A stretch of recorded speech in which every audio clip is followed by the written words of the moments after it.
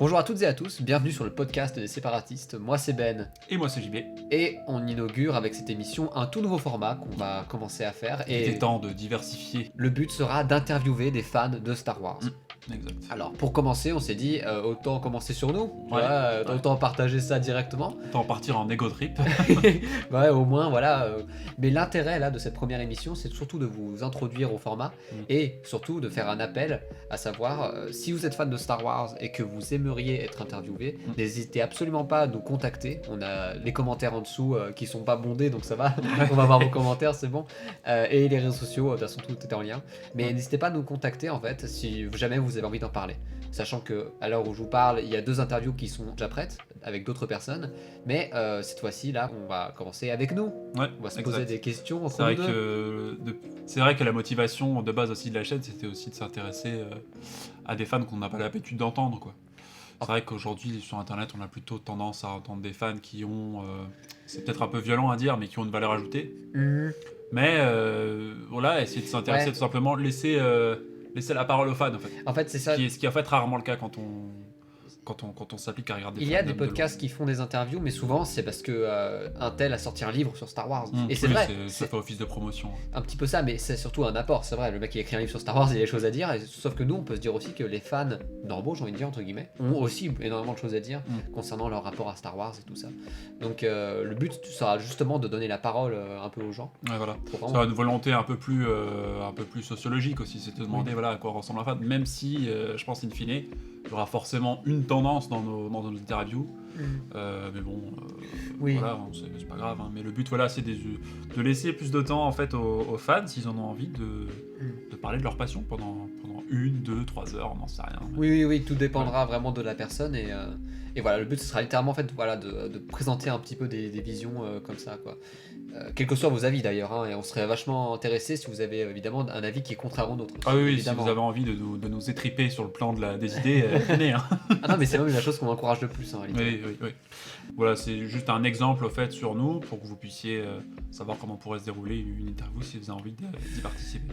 Donc pour commencer, comment est-ce qu'on a découvert Star Wars Alors. Moi j'ai un souvenir très précis. Ok, vas-y. Toi je ne pense pas, tu me l'avais dit je crois. Non, pas tant que ça. Enfin, de mon côté, c'est pour répondre tout de suite, j'en ai des souvenirs mais très vagues, comme des petits flashs. Je me vois comme étant en tant que gosse devant, je sais plus, M6, je crois, qui diffusait Star Wars avec des vieilles cassettes d'enregistrement. Ouais. Je n'arriverai pas à dater le moment où j'ai vu le premier Star Wars, sachant que je ne sais même pas quel film Quel j'ai film vu en t'as premier. commencé Voilà, Alors, Je exactement. trouve que c'est une tristesse. Ah, c'est horrible, peut-être. Mais moi j'ai un souvenir, enfin je trouve que j'ai la chance d'avoir un souvenir qui est très très clair en fait, de Ouais. le moment où j'ai découvert Star Wars. On va dire c'était une espèce de réunion de famille je crois et on était pas mal d'enfants et ma tante nous a mis devant Un Nouvel Espoir. Et je me Il y souviens... a pire comme choix de film. Hein. Oui, il y a pire. Et dans de plutôt bonnes conditions. On est voilà, 15 gamins devant l'écran. Et là, le film commence. Ouais. Et c'est un coup de foudre. Franchement, Ouais. je me souviens très bien du moment où t'as le croiseur qui passe au-dessus du temps F4. Ok.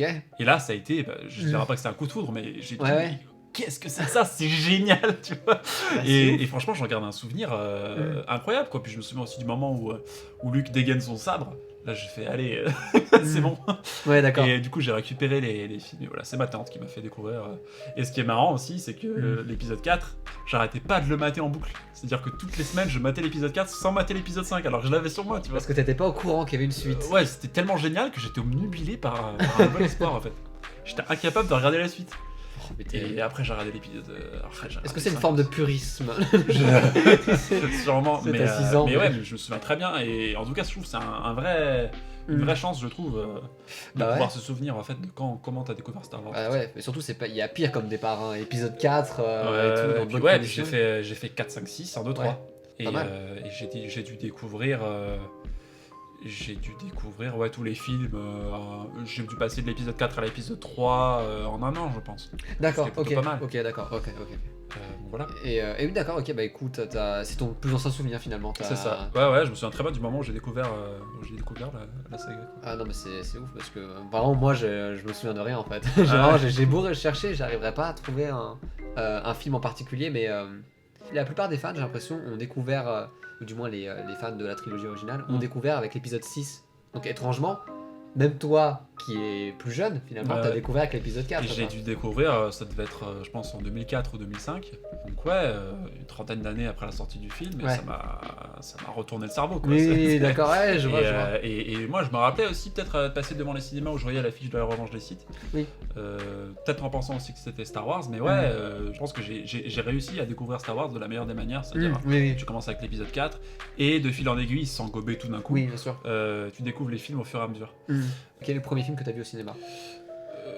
Moi, le premier film, c'est avec toi, c'était l'épisode 7. Hein. Ouais, d'accord. Ah, j'ai peut-être vu l'épisode 1 en 3D, mais ça compte pas, ce que j'allais dire. Déjà vu avant. Mais... Bah ouais, moi j'ai envie de dire, c'est le premier, du coup c'est l'épisode 1 en 3D au cinéma. Évidemment, mais si je l'avais vu. Qui est sorti en quoi, en 2011, 2010, je sais plus.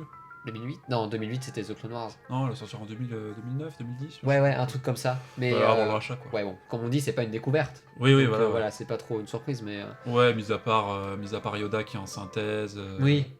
Et le grain qui est un peu moins dégueulasse. Et en 3D aussi, surtout. Oui, et puis surtout en 3D, et puis en plus une très bonne 3D, quoi. C'était de la profondeur, c'était pas un truc. Un peu parc d'attractions où ça te balance dans la gueule. Il y avait une vraie profondeur. Puis je me souviens, franchement.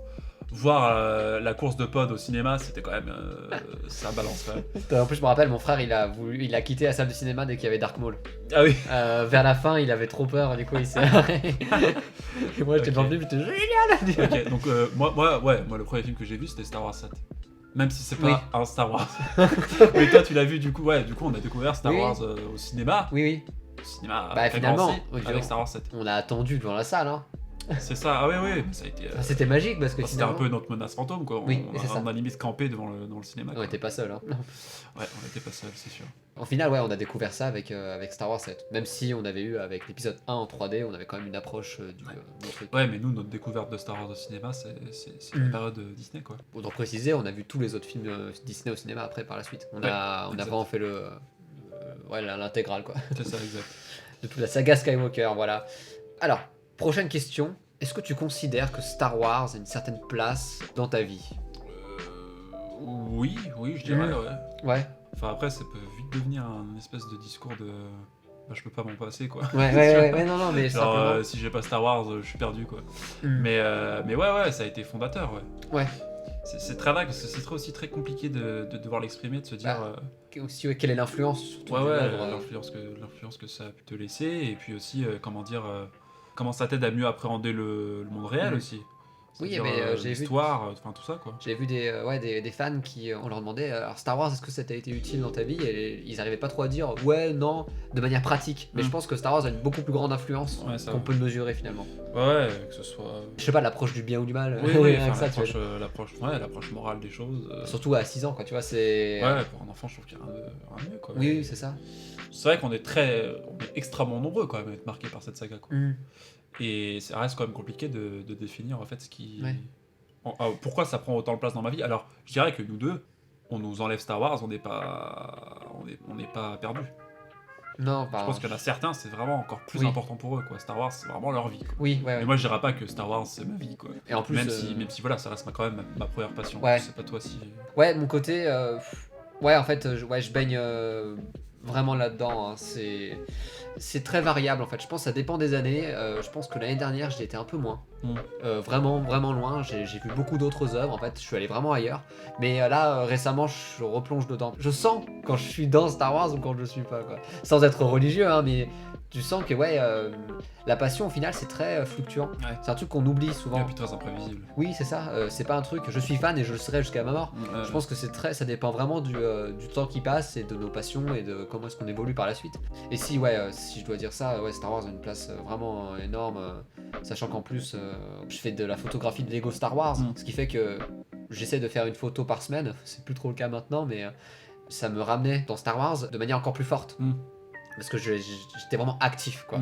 Plus qu'à y penser souvent. C'est-à-dire qu'au lieu de simplement jouer avec tes Lego, t'en as fait... t'as décidé de créer, quoi. Oui, c'est ça, voilà. Et de dessiner, enfin de se dire, voilà, ok, j'ai mes Lego dans ma chambre, mais j'aimerais bien mettre l'univers derrière, le mettre en image, quoi. C'est ça, et j'espère avoir réussi là-dessus, mais c'est que... je pense que ça a vraiment un impact, ça a quelque chose de vraiment important, quoi. J'ai pas fait de la photographie de Lego Star Wars, et non pas d'un autre jouet, d'un autre univers. J'ai vraiment fait cet univers-là précisément, donc... ouais, je pense que ça a un vrai impact, quoi. Mm, mm, mm. Et du coup, prochaine question, est-ce que tu considères Star Wars comme l'univers fictif le plus prédominant dans ton imaginaire? Ouais, je dirais que ouais. Enfin, moi, j'ai après aussi d'autres passions, hein. J'ai Ouais. eu une petite période. Après, je me suis intéressé à plein de trucs différents Oui, bien étant sûr. enfant, plein de vagues différentes, mais ouais, j'ai une grosse période Harry Potter avec Mm. mes frères et sœurs, c'est le seul truc que j'ai partagé avec mes frères et sœurs. Ouais. Après, j'ai découvert aussi Le Seigneur des Anneaux, un petit peu trop tôt parce que ça m'a un peu traumatisé, Oui, mais d'accord. après tout, c'est pas plus mal pour ce genre de saga. Mais ouais, je dirais que Star Wars, ça reste le truc au-dessus pour moi. Eh Toi bah aussi, écoute, je bah pense. ouais, pareil, parce que ouais, dans une échelle de valeur, en fait, tu sais, j'aime bien classer les choses. Enfin, qu'on le veuille ou non, je pense qu'on classe tous Oui, un oui, peu les oui. choses. Et pour moi, Star Wars, c'est inatteignable en fait, Mm. avec les autres franchises. Et je pense qu'en deuxième, ça serait peut-être Le Seigneur des Anneaux. Mm. Mais Et pas comment pour les dire? mêmes raisons, parce que c'est vrai que moi, C'est pour Le ça en Seigneur des fait. Anneaux, c'est de se dire, c'est une saga épique, mais qui, sur le plan cinématographique, Mm. c'est quand même au-dessus. Oui, en je fait, trouve. je pense que. Ça n'a pas la même. Enfin, Ouais. c'est très compliqué de classer, c'est vrai, ça peut être con de dire, ah, voilà, c'est quoi la meilleure saga Ouais, entre Star ouais, Wars et Seigneur des Anneaux, je trouve que c'est une question Ouais, ouais. stupide, quoi. Bien sûr. C'est juste qu'au niveau cinématographique, c'est vrai que Seigneur des Anneaux, c'est quand même. Enfin, c'est vachement invitant, mais c'est vrai que j'ai plus, avec Le Seigneur des Anneaux, un respect pour l'œuvre, Mm. et une admiration, mais comme on dit, l'admiration, c'est le fait de regarder, mais un peu de loin aussi. Mm. C'est être en admiration devant quelque chose de vraiment grand. Mais au final, c'est vrai que je me sens moins proche du Seigneur des Anneaux que de Star Wars. Mm. Alors que Star Wars, enfin, pour moi, justement, en fait, j'arrive pas à le classer, en fait. C'est quelque chose qui. Peut-être c'est la saga où je suis peut-être le moins objectif finalement. Mm. Je pense que quand on est fan, on est vraiment pas trop objectif quand on parle de C'est Star sûr, Wars. ouais. Mais pour moi, ouais, c'est le numéro 1 et même le numéro au-dessus, quoi. Ouais, moi aussi. C'est vrai que moi j'ai du mal à me dire. En fait, il est même pas dans le classement pour moi, c'est ailleurs. Ouais, moi aussi, à vrai dire, c'est le truc dont j'aurai le plus de mal à me séparer. Oui, voilà, Non, oui, bien sûr. Mais je dirais que ouais, c'est vraiment prédominant chez moi. Ouais, ouais. C'est sûr. On peut sortir du thème de savoir ce que c'est important pour nous parce que c'est super complexe. Ouais, ouais. Mais de se dire, est-ce que même avant moi peut-être, parce qu'on s'est connus grâce à Star Wars, nous deux, Oui, oui, bien sûr. est-ce que tu as connu d'autres fans de Star Wars ou pas? Est-ce que tu partages? Ah, ouais, quand j'étais enfant, ou pas tant que ça finalement. Mm. Juste des gens qui connaissaient mais qui étaient attachés, mais c'est une réponse que je retrouve souvent, notamment avec les interviews que j'ai passées. Mais ce côté, j'ai des fans autour de moi, mais ils sont pas à mon niveau, entre guillemets. Ils n'ont pas ce niveau d'attachement Bah, à que vrai j'ai. dire, ouais, moi aussi, à vrai dire, j'ai vécu des choses comme ça. J'avais Mm. par exemple croisé un camarade de classe qui me disait, ouais, Dark Vador, enfin, il parlait de l'épisode 3, Mm. et il dit, oui, Dark Vador, c'est le moment où. Pour lui, Dark Vador, c'est l'armure de Dark Vador. D'accord, ok. Par contre, Dark Vador, c'est pas Anakin qui combat Obi-Wan sur Mustafar. Non, voilà. Et j'essayais de l'expliquer et il voulait pas. Et moi je lui dis non, tu connais rien quoi. Voilà. Et j'avais déjà une exigence, lecture, ouais. une lecture super très fine, très exigeante, très chiante, on va dire, de Star Wars déjà très tôt quoi. Ouais, ouais. Et étant en France, enfin je trouve que c'est quand même assez Mm. surprenant aujourd'hui quand je me revois de me dire ah ouais ça m'a quand même bien marqué quand Ouais, même. ouais, bien sûr. Mais non ouais moi j'ai pas connu d'autres fans de Star Wars jusqu'à Mm. toi, en tout cas qui à mon sens étaient aussi exigeants et aussi Ouais. aussi à fond quoi. Mm, ouais. Et après, c'est vrai que notre passion, je trouve qu'on l'a. Du coup, vu qu'on est colocataire en ce moment, je pense qu'on se les nourrit mutuellement. Tu vois, on est devenu de plus en plus passionnés finalement Ouais, dès ouais. qu'on découvre quelqu'un qui l'est autant. Ça se renforce en fait, ça se nourrit, je pense, d'une C'est certaine ça. manière. Ouais, c'est vrai que plutôt nous deux, on était, je pense, plus le profil de fan et essayer de faire un peu son propre jardin dans son Mm, coin. oui, un oui, peu bien sûr. Introverti. Ouais. Moi, j'en ai un regard plutôt noir vis-à-vis de la communauté Mm. Star Wars aujourd'hui que je trouve pas saine, je trouve pas intéressant aujourd'hui de partager et de parler de sa passion aujourd'hui dans le fandom. Je trouve que c'est pas intéressant. Mais n'empêche qu'on peut trouver quand même des fans qui ont un peu Ouais. qui jouent sur la même corde quoi. Oui, c'est ça, voilà. Et c'est pas si facile que ça en fait, je pense, de trouver des fans de Star Wars qui ont la même vision que toi aujourd'hui. Oui, oui. Bon, après, c'est notre vision qui est super, Les super gens- stricte et super cadrée de C'est vrai. Star Wars, mais. Mais je dirais que aussi la virtualisation des rapports sociaux, je trouve que ça enlève aussi quelque chose de moins personnel en fait. Et peut-être qu'on perd ce lien qu'on aurait pu gagner si on était littéralement face à face. C'est ça, ouais, IRL. Ça, c'est sûr. Et après, ouais, sur la dimension peut-être un peu plus familiale, moi, c'est quand même, on me l'a transmis. Bon, c'est ma tante qui m'a montré les films. Mm. Et après aussi, c'est mes parents qui m'ont Ouais. acheté nos DVD, jouets, tout ça. Mm. Mais il y a une dimension familiale quand même dans la transmission Oui. des films, tout ça. Je sais pas si toi, tu l'as vécu comme ça aussi. Moi, je suis le seul fan de Star Wars dans toute ma famille. J'ai, Je suis seul. c'est quelque chose que je regrette un peu maintenant, mais c'est vrai que j'ai vraiment essayé de transmettre cette passion à mon petit frère. Et là maintenant, c'est quelque chose au final. Je m'en suis rendu compte au fur et à mesure qu'on grandissait, mais que ça l'intéressait pas autant qu'à moi. Du coup, c'est vrai qu'il s'est en allé de cette passion-là, en partant notamment sur le Seigneur des Anneaux d'ailleurs. Concernant la famille, je pense que. En fait, comme je t'ai dit, mes souvenirs sont vachement flous. Ce qui fait que je me rappelle de mon père qui enregistre les Star Wars sur une cassette, mais je sais plus si c'est pour me les montrer ou c'est parce que je suis déjà fan et qu'il veut que je les revoie, tu vois. Je sais plus trop. Mais c'est vrai que je suis le seul fan en fait de la famille, ce qui fait que cette transmission, à mon avis, le fait d'avoir découvert Star Wars, c'est pas dû à ma famille directement. En avis, je suis tombé sur un film au hasard à un moment et ça a dû matcher, je pense. Ouais, mais moi je suis le fan de Star Wars de service, quoi, de la famille, quoi. De toute façon, dans la réunion familiale, je sais pas si ça te le fait, mais à chaque fois qu'il y a un nouveau Star Wars, c'est alors JB, machin. Ah non, moi ça va plus Et loin. puis moi, il y a un moment, c'est excellent pour Star Wars 9, je crois, ou Star Wars. Non, Star Wars 8. Alors, Star Wars 8, t'en penses quoi? Je dis, bah, c'est une catastrophe. Et ils ont compris que je suis allé le voir 2 fois. Je dis, mais pourquoi t'es allé le voir 2 fois si c'est une catastrophe? Bah, pour vérifier que c'est une catastrophe, je suis fan de Star Wars, tu vois. Et pour eux, tu vois, c'est dit, mais attends, tu trouves que le film est une catastrophe, pourquoi est-ce que tu vas le voir plusieurs fois? D'accord, ok. Et ils n'arrivaient pas à comprendre ça, puis j'essaie de leur expliquer, non, en fait, je suis vraiment attaché à Star Wars. Ouais. Et pour moi, c'est important de savoir ce qui arrive à la licence, tu vois. Comment elle se porte, comment elle évolue, comme ça. Même si le film est une catastrophe, je pense que bien sûr, ça bien mérite sûr. au moins qu'on s'y intéresse. Ouais, moi je l'ai vu 4 fois pour te dire. Moi je l'ai vu 2 ou 3 fois. Ouais. Mm. Moi, je l'avais vu 2 fois, puis ils comprenaient pas, quoi. Ouais. Bah moi ça va plus loin, c'est durant une réunion, je sais pas, c'était pour Noël, qui m'a appelé Star Wars. J'ai fait, mais attends, mais what? Ouais, mais souvent le truc un peu lourd de. Ouais, Jar Jar, Jabba, machin. Oh, j'ai envie de mourir. Et c'est vrai que parfois, alors souvent sur les trucs de Noël, justement, quand les films sont avant Noël, c'est. Tout le monde parle du film. Ouais. Bon, on se parle pas directement vers moi. C'est ah ouais, le film il était sympa, divertissant. Qu'est-ce que t'en as pensé? JB? Bah non, c'est pas bien. Bah non, c'était cool. Je dis bah non, mais en fait Star Wars c'est pas que du cool au fait. Tu vois? Bien sûr. Et c'est là qu'en fait il y a un gros hiatus en repas de famille de dire non mais en fait Star Wars c'est pas des sabres laser et des vaisseaux spatiaux, c'est autre chose quoi. Tu dis ça dans un cadre festif. Oui voilà. C'est ça. Ouais. T'es en mode mais JB tu fais chier. Ouais. Donc c'est vrai que la dimension familiale elle est quand même super intéressante. Ouais. Enfin surtout je trouve très unique quoi. Il y a pas d'autres sagas que je trouve qui se transmettent comme ça dans le cadre familial. Le Seigneur des Anneaux, il me semble que si. Ouais. Tu vois, moi, mon oncle m'a offert un coffret du Seigneur des Anneaux et j'ai pas touché durant des années. Avant la sortie du Hobbit, et je me suis dit, bah attends, mais j'ai un coffret du Seigneur des Anneaux chez moi. Après, je l'ai maté. Je pense que si, quand même, le Seigneur des Anneaux a aussi cette approche-là, s'il fallait vraiment généraliser. Ouais, mais tout de même, dans la transmission, dans le débat familial, je suis sûr qu'aussi, ce qui est quand même assez marrant, c'est que tu prends n'importe quel. Je sais pas, tu prends n'importe quel discours, que ce soit un podcast, que ce soit une discussion de famille, que ce soit n'importe quoi, t'as toujours une micro-référence à Star Wars. Toujours côté obscur. Ouais. T'as toujours un truc comme ça. Et toujours dans les repas de famille, tu peux toujours remarquer parfois qu'il y a toujours une micro-référence à Star Wars. Et tu te dis putain, Star Wars est partout quoi. Surtout quand ça parle de politique. Oui. Politique aussi. Les fans de Sénat. Voilà. Donc ouais.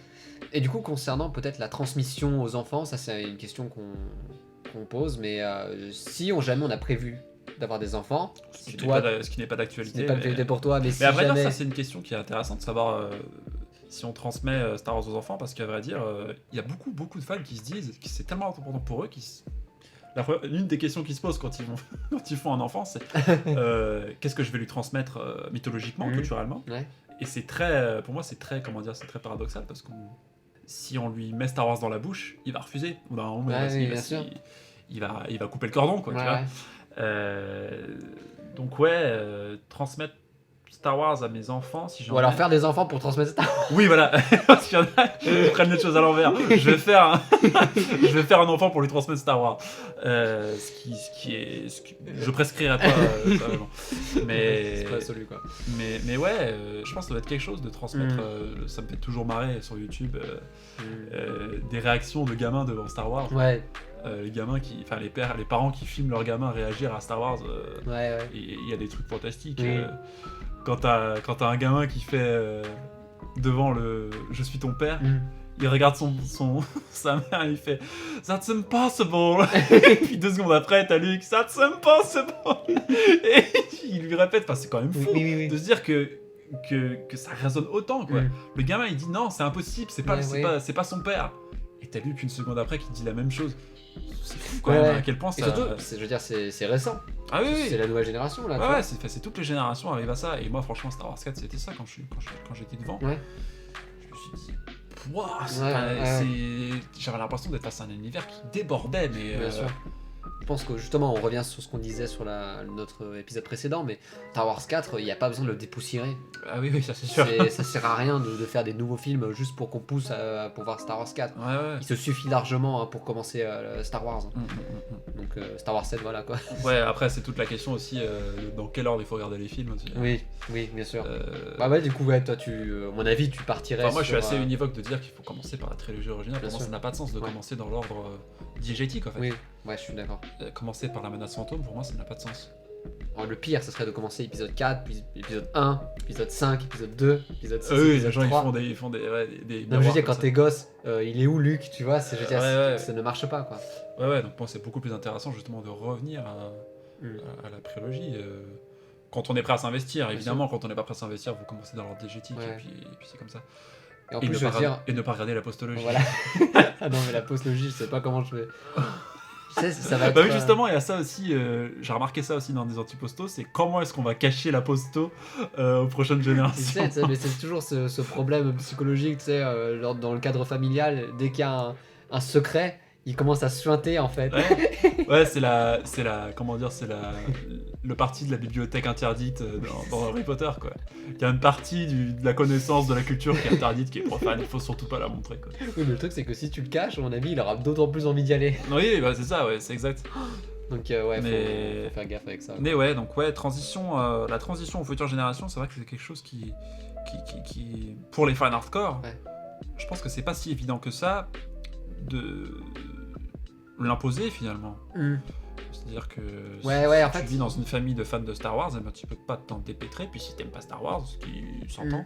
Je pense oui, bien sûr. Aussi. Le truc c'est de pas aimer Star Wars parce qu'on te le propose trop souvent. Oui, parce qu'on te le met dans la bouche, quoi, qu'on te le fait manger. Ouais. Enfin, c'est une question qui, je pense, on peut pas y répondre sérieusement. Hein, oui, après ça reste super complexe. Est-ce qu'on peut transmettre une histoire de force, quoi. Ouais. Et est-ce que ça peut vraiment avoir un impact sur la personne, comme ça l'a été pour nous, quoi. Ouais, bien sûr.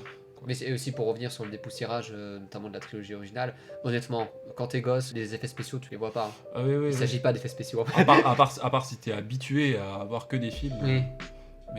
Mais moi, c'est vrai que. Enfin, moi, tu vois. Star Wars 4, moi, franchement, quand j'étais devant, j'étais tellement. Le film me mettait tellement des claques.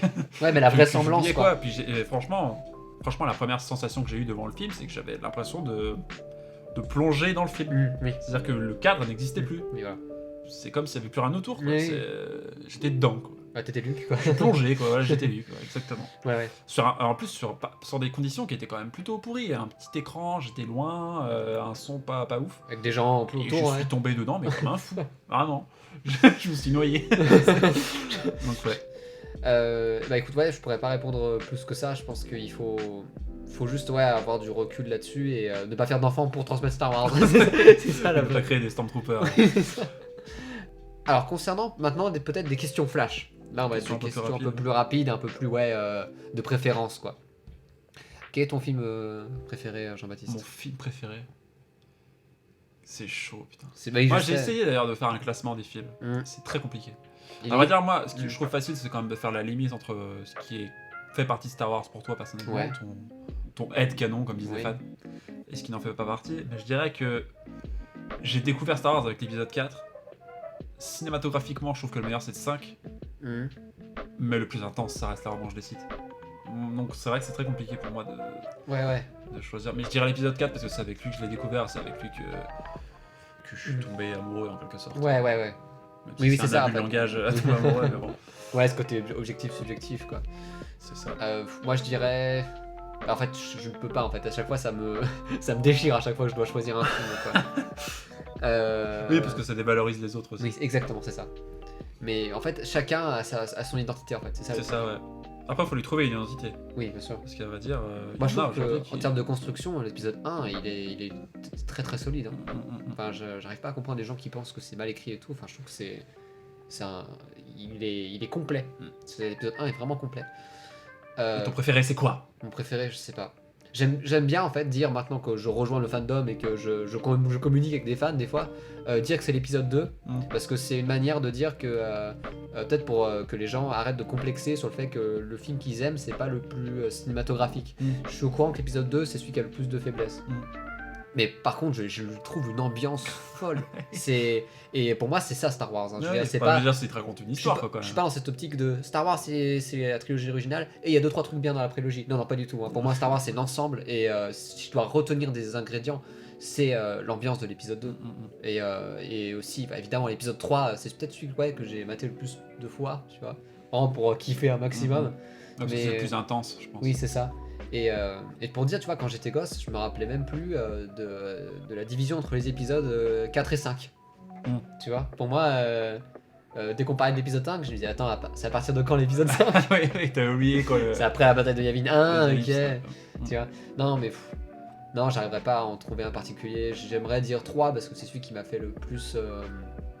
Vraiment, on pleure à la fin de l'épisode 3. Ouais.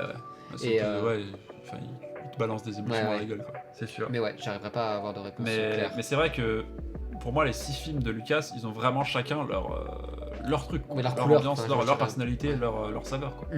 Mais je dirais que moi, c'est le premier, quoi. Oui, bien sûr. De toute façon, tu vois, comme je t'ai dit, moi je me souviens même plus de mon premier Star Wars, donc tous les Star Wars sont mon premier Star Wars. Postologie exclue, voilà. C'est ça.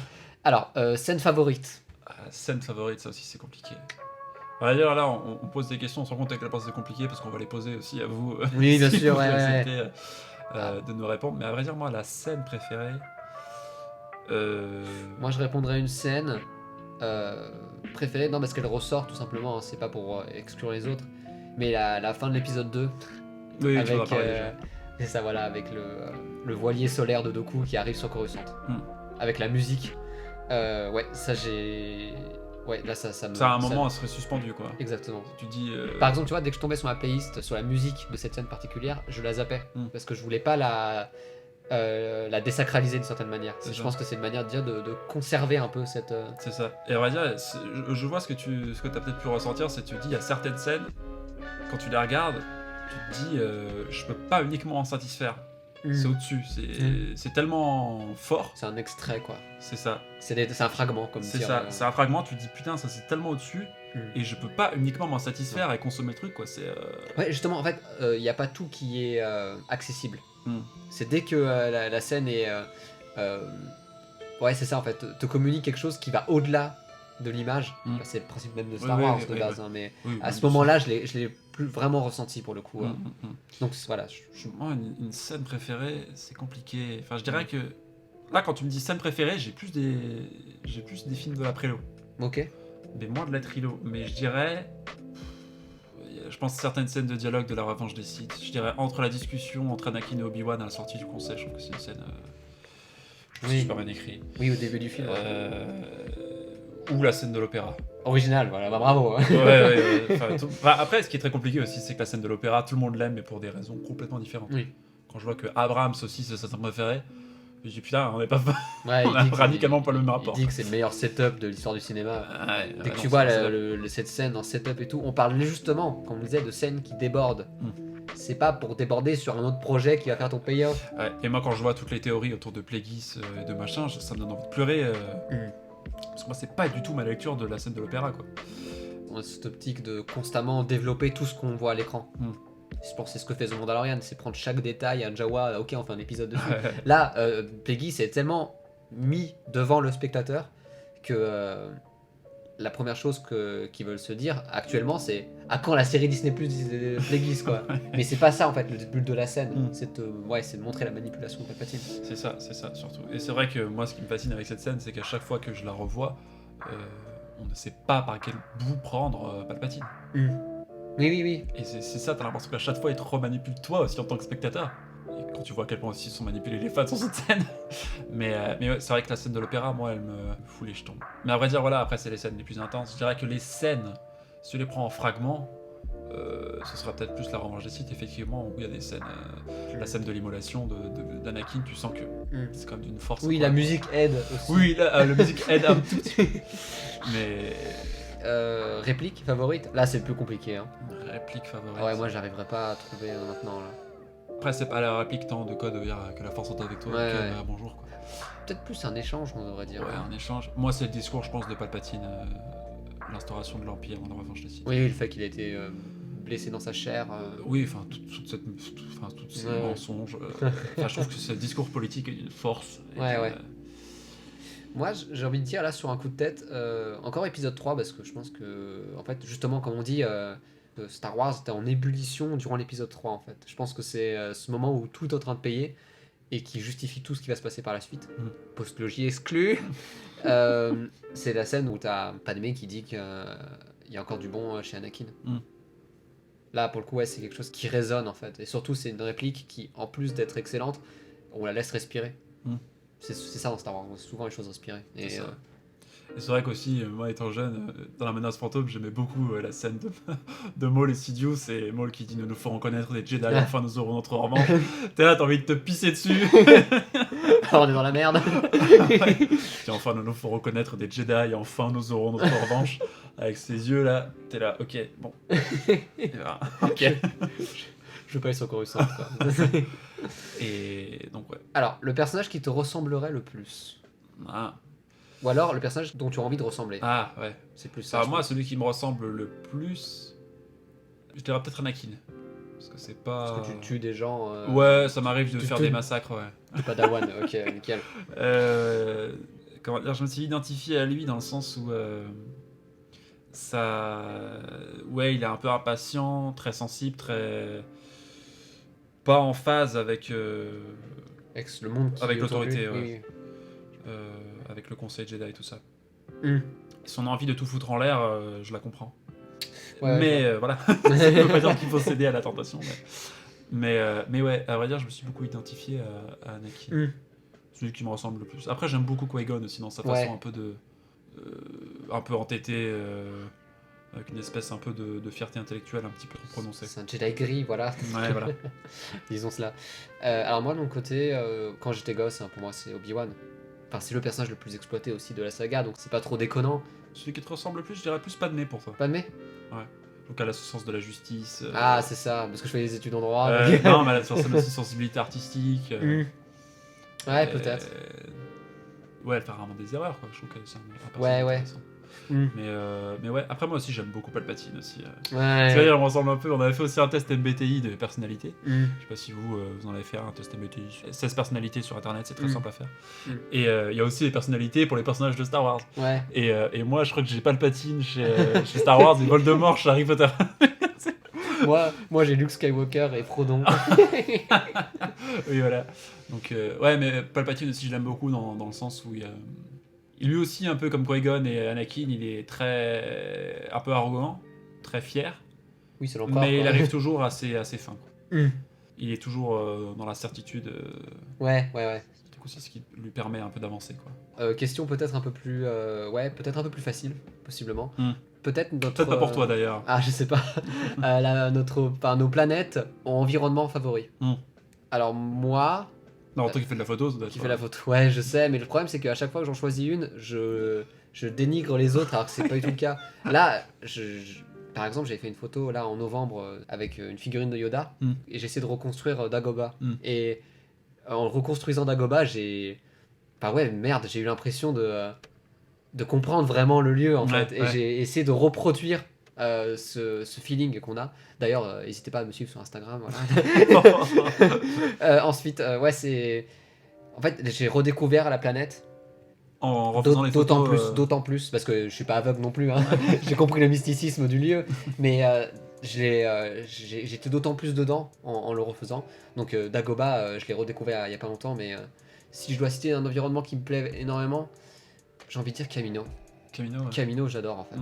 La musique qui va avec et surtout la mouvance des Kaminoans, Mm. si on doit dire ça Ouais. comme ça. Enfin, je trouve qu'il y a un aspect très silencieux, très blanc. Enfin, c'est le Ouais, principe. très clinique surtout. Très clinique, c'est ça. Très froid quoi. C'est ça, en plein milieu de cette, je sais pas, sur cette De planète cette tempête océanique incroyable. de tempête et tout.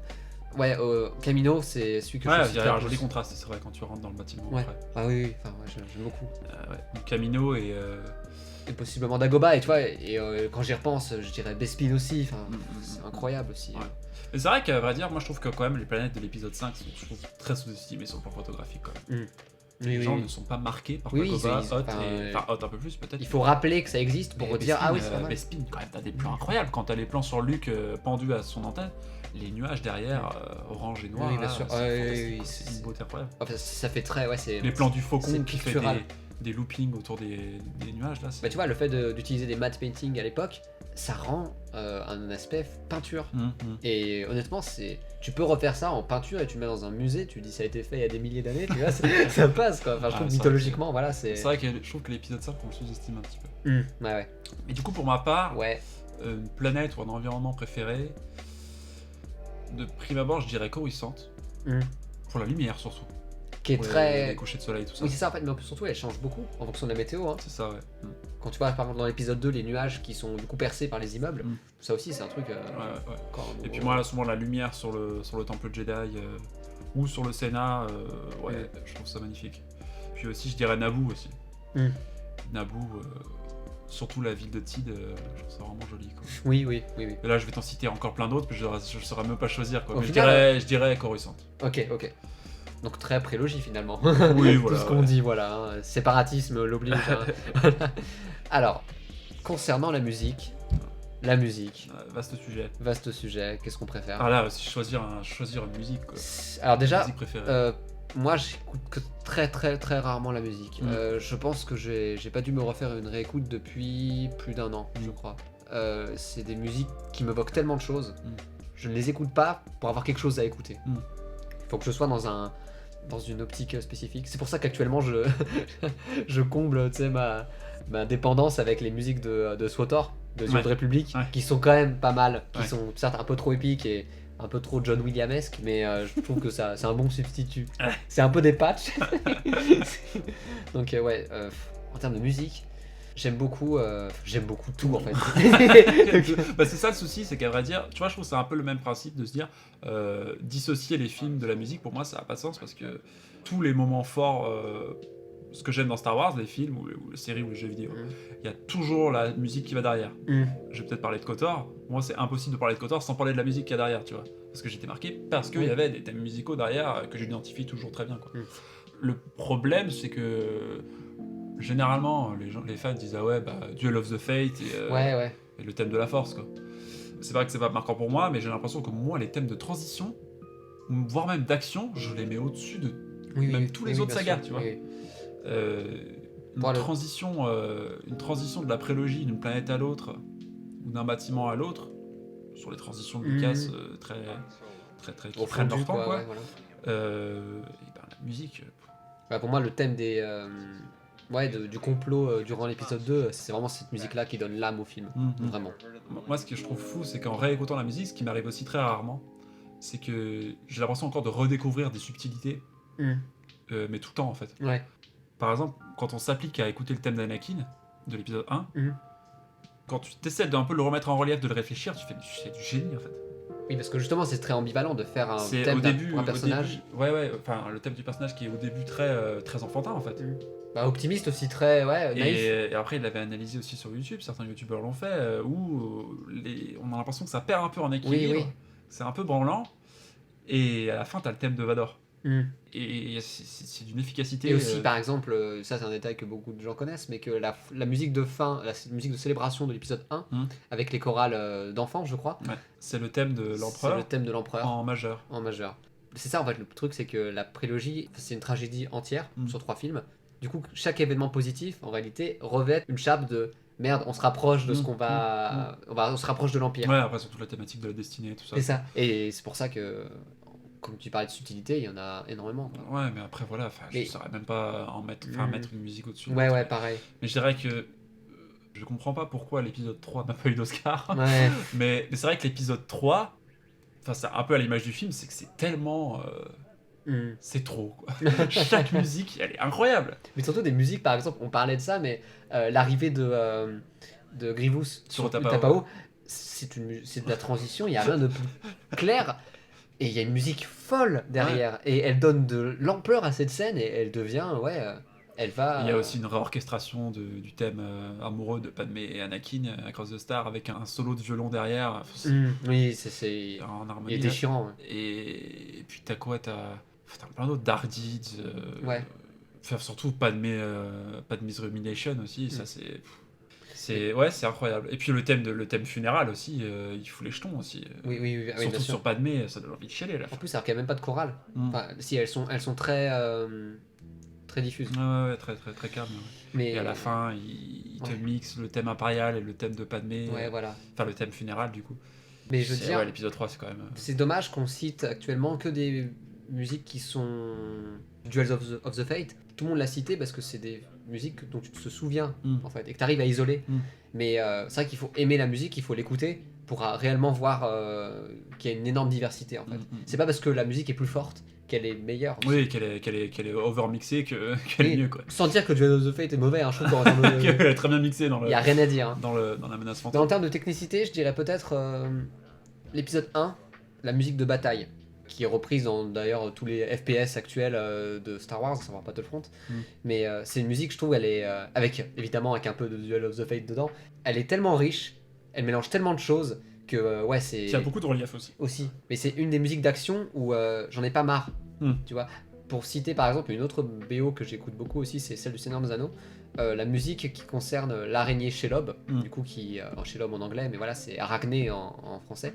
Et j'ai du mal à l'écouter en fait. C'est des violons qui partent un peu. Oui, bah après c'est un peu la scène qui veut ça. C'est ça, c'est le principe. Ça va extrêmement bien avec la scène, mais c'est pas une musique qui est agréable. Et elle est faite pour pas être agréable, pour être un peu une musique d'horreur. Mais du coup là, dans cette optique de l'épisode 1, cette musique d'action qui voulait être cacophonique, elle est orchestrale et elle est tellement complète qu'elle s'entend toute seule quoi. C'est ça, ouais. Contrairement par exemple à la musique, si je dois la comparer avec l'épisode 7 du vol du faucon. Là je la trouve il a pas eu le temps de John Williams de faire ce qu'il voulait. Ouais, c'est sûr. Il y a moins de technicité. Et à vrai dire moi ce qui est quand même fou c'est que chaque thème ou chaque motif on va dire pour parler plus ou leitmotiv simplement voilà leitmotiv on va dire, tu finis par t'y attacher, t'es attentif au fait aussi à la musique, de ce qu'elle te dit en fait, c'est-à-dire moi je trouve qu'il y a quand même un gros abus dans l'apostologie au niveau de la musique, on va pas parler de l'apostolat, mais dans la prélogie t'as souvent le retour du thème de l'empereur, on pourrait aussi dire que c'est le thème du côté obscur, tu l'entends ça. Ce qui est quand même surprenant aussi dans l'épisode 3 c'est ce moment où t'as Windu, Yoda et Obi-Wan qui parlent d'Anakin et de la prophétie, qui s'apprête à partir sur Kashyyyk, qui accompagne Yoda à partir sur Kashyyyk. T'as le thème de l'empereur, du côté obscur. Oui. Du coup, c'est surprenant, t'as quand même des partis pris comme ça. Et puis, t'as les thèmes. Après, voilà, le thème de Jabba, il n'y a rien de plus efficace que ça. Quoi. Le tuba bien lourd. Oui. Le thème de Dagobah avec un espèce de c'est de la boue, quoi. Ouais. Joliment, ça réussit à faire de la boue. Pas le thème de Yoda, mais le thème de Dagobah. Oui, quand il arrive sur Dagobah, un espèce de. Un truc nasillard comme ça, là. Ouais, et le thème de Yoda aussi qui est sublime. Ouais, et puis le thème de Yoda, puis le thème dans le même film à Anne et Leia, le thème après de Anne et Luke qui est d'une. Mais aussi, je pense qu'il y a un truc qu'on oublie un peu, c'est que la musique est liée émotionnellement à ce qui se passe dans la scène, comme on l'a dit. Par exemple, il y a des gens qui disent moi le meilleur moment de musique c'est le moment où Luke brûle du coup son père. Enfin épisode 6 avec le thème de la force qui arrive. Le thème de la force qui est joué à ce moment-là n'a rien d'exceptionnel, mais pourtant pour certaines personnes c'est le meilleur moment. Pourquoi ? Parce que c'est la fin de l'histoire. Pour moi, il y a plus de poids émotionnel qui est mis sur la musique qui te la fait rendre magnifique. Alors qu'en réalité, c'est un solo.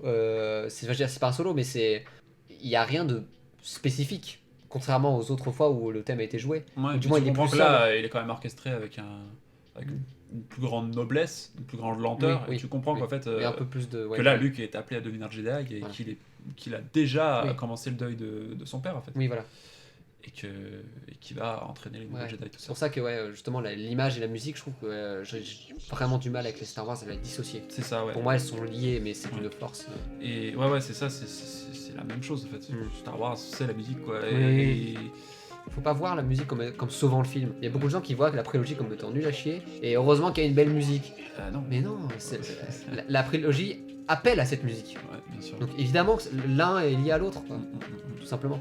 Alors partons sur une autre question, peut-être un peu plus soft, celle du... Alors quel maître Jedi aimerais-tu avoir? Quel maître Jedi j'aimerais avoir? Je pense que tu vas dire Qui-Gon. Je pense, ouais. Ok, allez, moi... Ouais, je dirais Qui-Gon, ouais. Mais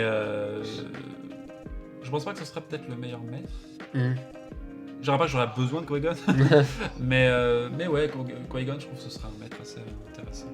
Je pense que tout le monde dirait Yoda. Mais moi, je dirais Qui-Gon. Ouais. Ou Palpatine. C'est l'un ou l'autre, quoi. Non mais c'est d'accord, je comprends. Chacun a ses points. Alors moi, qui c'est que je choisirais? J'ai envie de dire Kreia dans KOTOR 2. Mais est-ce que c'est réellement dans la saga? Genre, pour moi, de manière personnelle, c'est dans la saga. Mais si je dois me fier au film, je dirais possiblement Ki-Adi-Mundi. J'ai l'impression qu'il est super strict. Donc je me suis dit... Oh non, enfin tu vois, j'ai l'impression qu'il est quand même beaucoup moins strict que Windu. Oui, je suis d'accord. Mais j'ai l'impression qu'il fait partie de cette famille de Jedi qui... Non, j'ai l'impression qu'il est un peu plus dans l'empathie. Peut-être. Mais Windu, il est... Windu, je pense, ça va être... L'enfer, quoi. Ah ouais, lui, il doit être... Mais par contre, tu deviens bête de Jedi. Ah oui, je pense qu'après, tu deviens un Jedi de... Ouais, c'est sûr. Mais ouais, moi, je partirais plus sur Qui-Gon. Ou Obi-Wan. J'ai envie de dire Obi-Wan, mais du coup, ça va me mener à tuer des younglings. Ah oui. Si je choisis Obi-Wan. J'ai envie de dire Plo Koon parce que le mec est trop stylé, quoi. Oh là là, c'est juste sa tête. Et surtout, j'adore ça. La seule fois où il est vraiment abordé, c'est dans The Clone Wars. Et je trouve que ouais, j'aime bien sa philosophie interne. Lui, par contre, il me paraît plus soft que Ki-Adi-Mundi, tu vois. Ki-Adi-Mundi est plus soft que Mace Windu. On fait l'échelle des On fait l'échelle des de la maîtres sévérité Jedi. des maîtres Jedi. Voilà. Ok. Alors, Sith ou Jedi? Moi. Si je serais un Sith ou un Jedi, Alors, c'est ça? s'il fallait choisir. Attends, Ah, qu'est-ce que tu penserais être? Moi? Ouais. Ah, c'est compliqué. Moi, je pense que je suis dans une période de ma vie où je dirais Sith. Mais je pense que j'espère passer en Jedi. Ouais, mais après c'est compliqué. Après je trouve que c'est compliqué encore quand même d'avoir un troisième. Moi, ça serait intéressant quand même à l'avenir, même si je pense que ça arrivera jamais. Qu'on ait un troisième camp qui soit vraiment, je pense qu'on va l'aborder dans une prochaine émission, nous, un troisième camp qui arrive à s'opposer en même temps aux Jedi et aux Sith. Sans être dans la fuite. Voilà, et sans être meilleur. Oui. En un sens. Donc ouais, moi je dirais, c'est compliqué. Bah faut se dire ouais, Jedi, c'est une question aussi des. Est-ce que tu serais capable toi d'être stoïque à 100%? Non, je pense pas. Ouais. Autre question, si tu devais être un cosplay, si tu avais tous les moyens du monde, quel personnage est-ce que tu incarnerais ou du moins que tu incarnerais? Ça c'est très facile, c'est la Crumb. J'ai vu des En plus, il y en a. Taille humaine. Des Celestus Crumb qui font 1m80. Ouais. Un cosplay. Moi, je partirais plus sur. Déjà, je me couvrirais le visage parce que j'aurais trop honte. Oh non, c'est pas mal. Mais moi, j'avais l'idée quand même d'un Death Trooper. Ouais. Voir un Ghost Trooper, je sais pas si vous connaissez, on va vous mettre à l'image sur la vidéo. Ghost Trooper, en fait, c'est très simple, c'est un Death Trooper avec en dominante blanche. Voilà. Je trouve ça très stylé. Ouais, en négatif quoi. Ouais, c'est. Il faut voir la taille qu'il faut, non? Ouais, faut être grand, ou sauvage de la taille. Ça devrait te faire. Moi, j'ai envie de dire. J'allais partir en clone, mais je pense, vu ma carrure, je partirais plus sur une forme de d'apprenti impérial. Tu vois, qui est vraiment sur le pont genre un officier avec juste 2 cases sur son exact, insigne. ouais, qui commence tout juste et qui va devenir un connard au fur et à mesure. Ouais, je pense je partirais là-dessus. Ouais. Quelque chose d'élégant, ouais. Ouais, la bonne tunique à la Hugo Boss impériale. Mais c'est vrai que moi aussi, j'avais réfléchi, alors c'est pas du tout pour être cosplay parce que j'oserais jamais. Ce serait intéressant d'avoir des généraux impériaux qui seraient beaucoup plus bling bling ou beaucoup plus catchy dans leur. C'est-à-dire avoir une épaulette. Je vois par exemple pour voir la force, on a un qui a de la fourrure de Wookiee sur l'épaule. C'est trop stylé ça, c'est génial. Mais tu sais, un truc un peu m'as-tu vu, tu vois. Surtout moi je verrais bien ça. Avec un masse d'insignes, des médailles de partout, tu vois. Je verrais bien ça dès lors que ce sont des impériaux qui s'éloignent du pouvoir central dirigé par l'empereur. Par exemple, voilà, le fait de juste après la mort de l'empereur à l'épisode 6, ils partent un peu chacun dans leur région en étant des putains de rois, quoi. Ouais, c'est ça. Ça serait cool, ça. Alors, dernière question, parmi ces questions flash, quelle serait la couleur de ton sabre laser? Sachant que tu n'as pas choisi entre Sith et Jedi. Ben, waouh. blanc. Allez, au revoir. Non, mais blanc, franchement, ce serait Ouais. cool. Le blanc, ce serait sympa d'en avoir Hmm. dans le canon. Bah, il y en a un, c'est Ahsoka. Ah oui, c'est Ahsoka. Elle en a deux. Ah, c'est vrai. Un petit et un grand. Mais franchement, Qu'est-ce qu'il y a? en même temps, elle a toutes les couleurs de sabre, elle. Donc, mais ouais, blanc, ce serait sympa. Moi, je serais parti sur vert, mais je sens que j'aurais bleu. Parce que je pense que c'est la dominante la plus normale. Je pense, la plus courante. Oui, le plus générique. Quoi. Ouais, donc je pense que je pars sur bleu, quoi. Alors, du coup, on part sur les questions un peu plus sérieuses, entre guillemets. Alors, qu'est-ce que tu aimes dans Star Wars? Est-ce que tu as mis le doigt sur ce que tu apprécies vraiment dedans? C'est une question qui est super complexe. Ouais. Personnellement, moi, je j'ai pas encore trouvé. Hein. Ouais. Enfin, de dire qu'est-ce que t'aimes dans Star Wars. Enfin, moi, comment dire. On le fait souvent aussi dans le podcast, on dit j'aime la mythologie. Ça veut pas dire grand chose. Quoi. Ouais.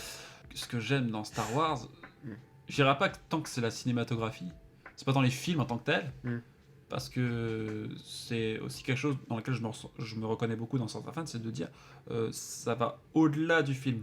C'est-à-dire que l'idée, c'est pas simplement d'avoir du bon film derrière, tu vois, même si ça joue. Oui. Mais la question n'est pas de se dire, quand je ressors d'un Star Wars, je me dis pas ah ouais, c'était un bon film. C'est que ça va au-delà, ça appelle à autre chose. Ça appelle à du hors-cadre en fait. Et la sensation d'avoir un univers qui à la fois te permet d'échapper à la réalité, mais en même temps d'y retourner pour mieux l'appréhender, pour moi, j'ai pas vu mieux. En fait. Et pour moi, c'est que Ouais, d'un point de vue sociétal et plein de choses. Hein, c'est large. Voilà. Tolkien, il aborde comme ça le divertissement. Hein. C'est ça, le divertissement, c'est plonger dans un univers fictif pour mieux appréhender le réel.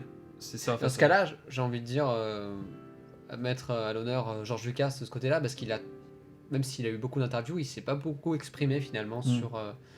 Il a justement le fait qu'il soit pas sur les réseaux sociaux, c'est un cadeau, ça, c'est génial. Mais le fait que en fait, il est pas dans une optique de voici le sens de Star Wars.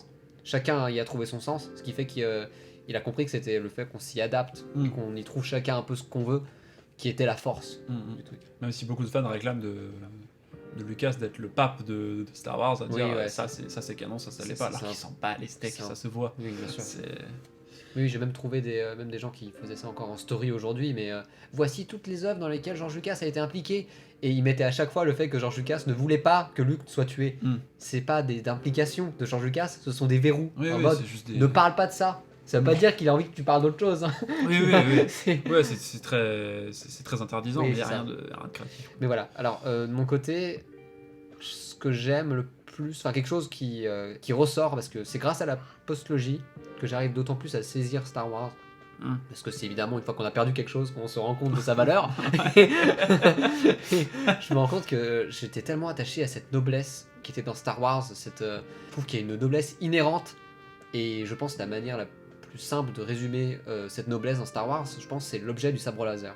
C'est le sabre laser, justement, t'as un objet qui fait référence à un côté médiéval fantasy, mais de par sa technologie, part sur du science-fiction, tu vois. Mais le truc, c'est qu'un sabre laser, dès lors qu'on est fan de Star Wars, ce n'est pas un gadget, ce n'est pas un simple objet, un peu fun. C'est pas un simple artefact.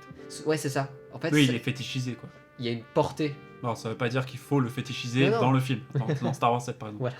Mais justement, il y a une portée.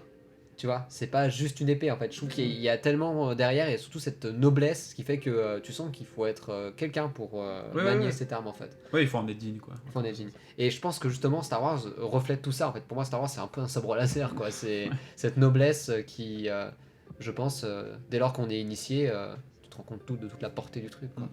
À vrai dire, moi aussi, pour moi, ce qui est aussi inhérent à la saga, c'est de se dire, moi quand je suis face à l'univers, j'ai l'impression de plus rien contrôler. Ouais. Je ne contrôle rien, ça déborde et je me sens dominé aussi. Je me sens pas victime, mais je me sens. Le film me dépasse. Oui. Tu vois. Oui, je vois. Moi, quand je regarde la posto, j'ai l'impression de tout contrôler. Oui, c'est ça. Rien ne déborde, rien n'appelle à autre chose en fait que ce qui est montré à l'image. On en parlait dans l'épisode qu'on a consacré à l'épisode 9, mais cette impression que le film était accessible. C'est ça. Alors que l'histoire de Star Wars, ce frisson, c'est que tu ne remets pas en question ce que tu vois. Et c'est ça en fait, ce qui a détruit la postlogie avec Star Wars, c'est que t'as l'impression que tout est contrôlé en fait, et que tout est accessible, quoi. C'est ça qui est chiant, quoi. Ouais, puis surtout en tant que spectateur, tu ne sens pas l'univers respirer, t'en mettre plein la... Comment dire, tu peux... T'es pas invité, quoi. Oui, oui, voilà. Et c'est ça, en fait, moi, la sensation que j'ai eue devant l'épisode 4, la première fois que j'étais devant Star Wars, c'est de se dire, on est appelé à une aventure où pratiquement tout est possible. Il faut juste être prêt, être ouvert et y aller, quoi. Voilà, pour un gamin, il n'y a rien de mieux, quoi.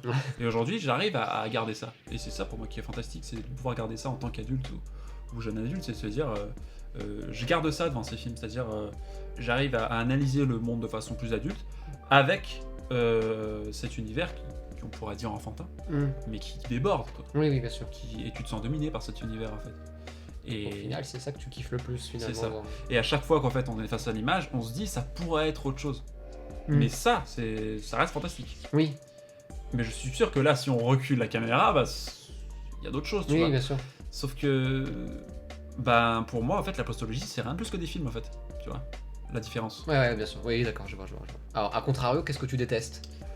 Bah peut-être la sensation de pas en avoir assez. Je vais dire pas en avoir assez, pas quantitativement d'avoir pas assez de films, mais que les films ne prennent pas assez leur temps. Enfin moi je réclame en fait que les films soient encore plus contemplatifs, soient encore plus dans la parlotte, etc. Je réclame pas beaucoup d'action en fait, un peu de spectacle en fait. Le spectacle, j'ai fini par pas par m'en lasser, mais me dire que j'ai besoin d'autre chose aujourd'hui, quoi. Ouais, bien sûr.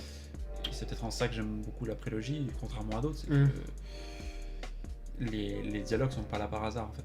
Ouais. Même s'ils sont mal écrits par certains. Alors moi, qu'est-ce que je détesterais dans Star Wars? Oula,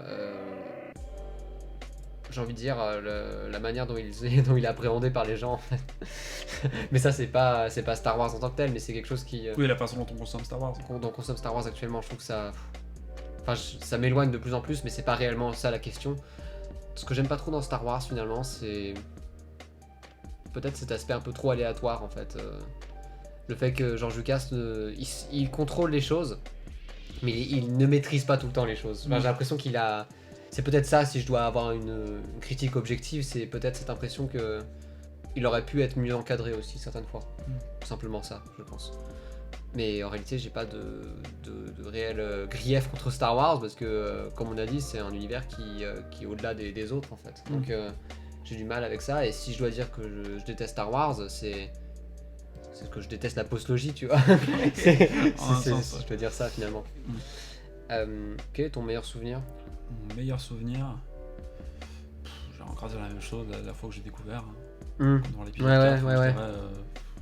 C'est en même temps c'est le plus ancien. Alors je sais pas parce que c'est le plus ancien que c'est le meilleur souvenir, mais c'est la découverte évidemment. Tous les gens m'ont cité, ceux qui ont vu le film en 77, c'est la découverte au cinéma. Ouais, bien sûr. Bah, moi j'ai un peu vécu ça et j'ai vraiment eu la chance, quoi. À vrai dire aussi, je me souviens aussi de la première fois que j'ai vu Star Wars 3. Je m'en souviens aussi. Ouais. Et ça a été aussi un grand moment. Et moi je dirais la découverte des films, c'est ça pour moi les... Et ton pire? Mon pire souvenir, bah, c'est aussi la découverte des films, mais la découverte de Star Wars 8. Pour moi c'était mon pire souvenir, je pense. De Star Wars 8? Ouais, c'est l'expérience la plus désagréable, je pense. Ouais. C'est vrai qu'on en parlait durant l'épisode 9, mais au final on n'a pas trop été touché par l'épisode 9. C'était de la merde, mais je veux dire... Non, je lâchais l'affaire, mais pour moi Star Wars 8, c'était... Il avait... Mais à vrai dire aussi, la sortie de l'épisode 7, c'était pas non plus la joie, quoi. Oui. J'avais quand même un peu la sensation derrière qu'on m'avait un peu arnaqué. C'était plus de la déception, en fait. Oui, voilà. Mais Star Wars 8, c'était plus que de la déception. Oui, celle-là, c'était du foutage de gueule. Oui, voilà, c'est ça. Alors, mon côté, pire souvenir... En fait, comme je t'ai dit, moi, je me rappelle plus du moment où j'ai découvert Star Wars. Donc, après, ça peut pas tellement être... tu vois, le meilleur souvenir, parce que moi je pourrais te citer un moment, tu vois, un moment où j'ai maté Star Wars 3, tu vois. Et c'était le moment où il fallait que je le mate, j'étais vraiment en face pour le mater, tu vois. Ouais. Un moment tout con, tu vois. Pas forcément un événement dans le fandom, tu vois. Non, le truc c'est que je me souviens plus trop de mes premières réactions concernant les scènes, en fait. Après, ça peut être, je sais pas, peut-être une photo. Ah, tu veux dire... ça peut être lié à Star Wars. Amené par Star Wars, ouais, sûrement. J'ai envie de dire, parce que c'est le plus récent et c'est la manière, le plus, c'est le truc sur lequel j'ai le plus enfin, j'arrive plus à appréhender, c'est Rogue One, la sortie de Rogue One, je pense. Je sais que ce film a des défauts, hein, c'est évident, hein, mais merde, la sortie de Rogue One, j'étais tellement bien. Quand j'étais sorti de Rogue One, je me sentais ah yes, quoi. j'avais cet espoir. En fait, c'était l'espoir de voir Star Wars revenir, qui me faisait le plus kiffer, je pense. La sortie de Rogue One, ouais, c'est peut-être le moment qui est suffisamment récent pour que je puisse réellement comprendre pourquoi j'ai kiffé et qui factuellement m'a rendu plus heureux. Même si évidemment, meilleur souvenir, je suis sûr que j'en ai eu étant enfant, mais le truc c'est que j'ai oublié. Ouais. À vrai dire, mon meilleur souvenir, je passe un peu ça de la nostalgie. Je dirais mes souvenirs sur KOTOR aussi, peut-être. Ouais, Quand j'ai commencé à jouer à KOTOR, même si je galérais comme un fou, ouais. c'était aussi un super bon souvenir. Quand j'avais commencé à jouer à Battlefront 2005 aussi, Hmm. c'était des bons souvenirs aussi. Oui, j'avoue, ouais, la découverte de KOTOR qui, moi, est arrivée il y a 5 ans. Ouais. Mais, Moi, j'ai découvert très petit aussi, limite après les films, tout de suite après. Et ouais, c'était vraiment sympa. mais c'est des questions qui méritent vraiment beaucoup plus, ouais, fallait que j'y réfléchisse vachement en avance, quoi. Mm. Alors, qu'est-ce que tu penses du fandom Star Wars actuellement? On va en parler, je pense, plus en profondeur dans d'autres podcasts. Ouais, on va prévoir des émissions là-dessus. Mais j'en pense principalement du mal, à vrai dire. T'as envie de les tuer ou pas? Je Je peux tout dire, hein. Non, mais comment dire, c'est. Je pense vraiment pas être le seul à trouver que le fandom est pas un lieu très adéquat pour bien vivre sa passion, ou tout simplement être sécurisé. C'est pas très sécurisant, je trouve, le fandom. Et c'est surtout, pas tant le fandom en général, mais surtout la structure du fandom. Les fans hardcore, moi je peux pas me les encadrer parce que je trouve qu'ils sont ils ont un rapport très différent à Star Wars que moi. Donc après, je les tolère évidemment, hein, mais. On a maté la vidéo là des vidéos de Side Mall il y a pas longtemps. J'ai été décroché, j'étais si loin. Oui, moi aussi. Face à ce genre de fan qui justement, comme on dit, est très érudit et donc hardcore finalement. C'est ça, ouais. Et à vrai dire, voilà, moi j'envie les fans qui disent oui, moi j'ai aucun problème avec le fandom.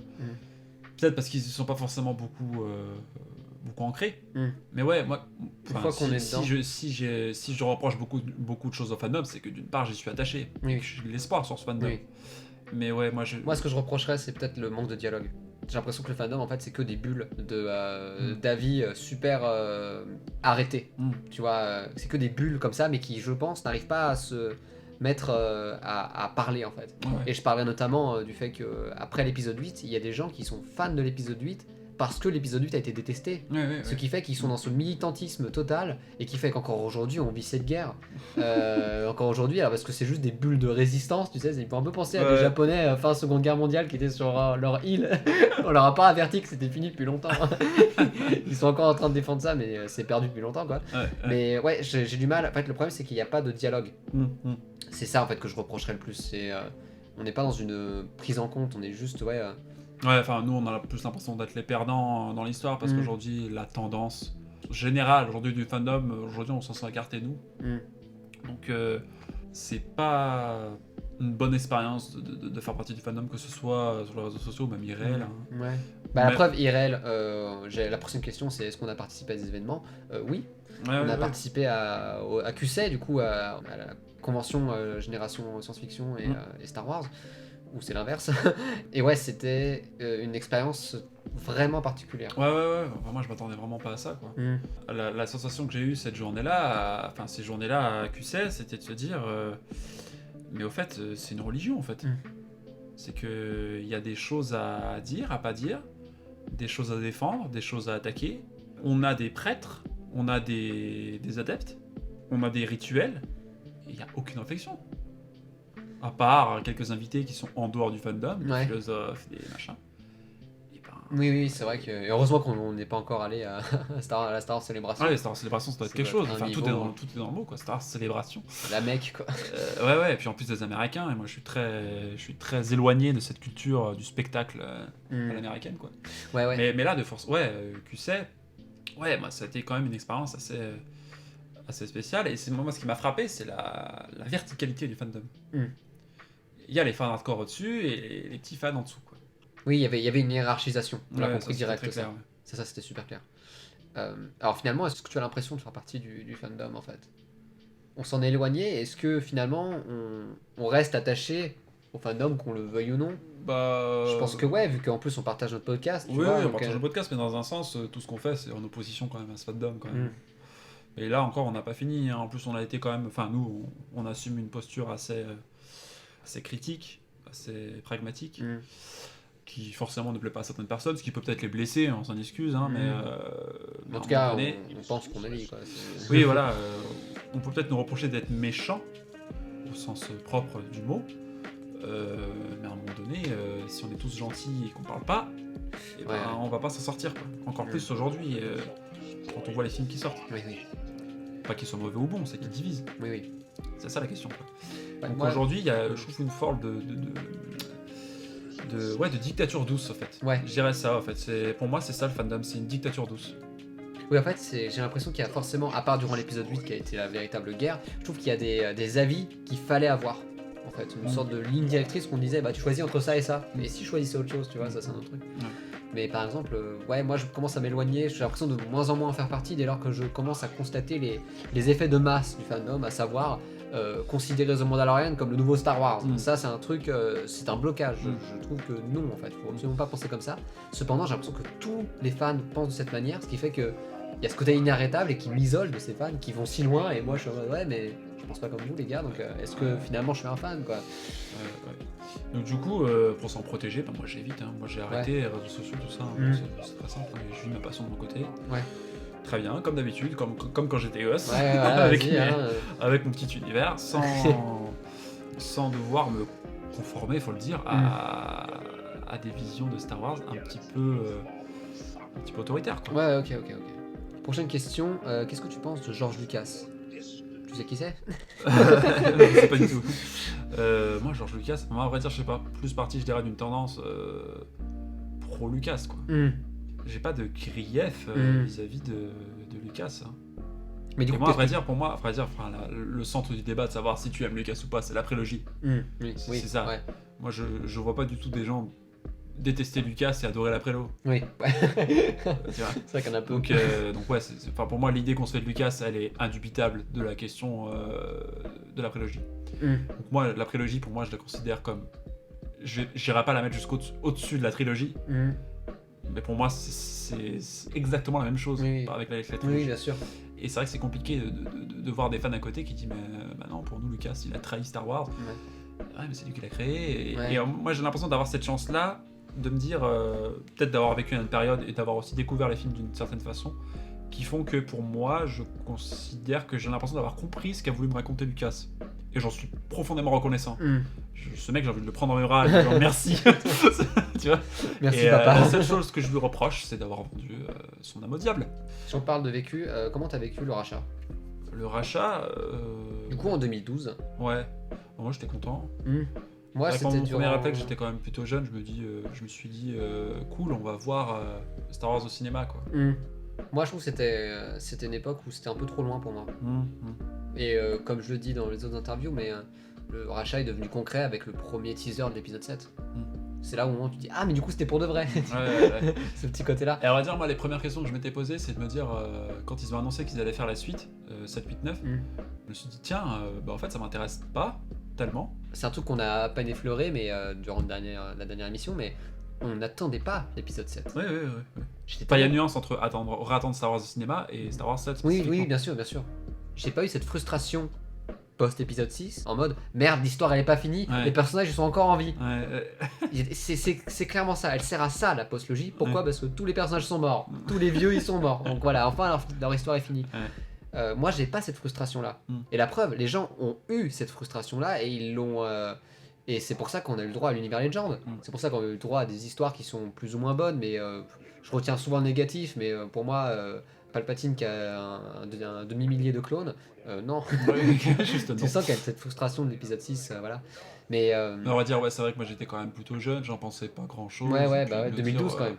Enfin, moi j'avais quand même quelques appréhensions, je me dis tiens, ils vont faire un remake de l'épisode 4 avec des acteurs de Disney Channel.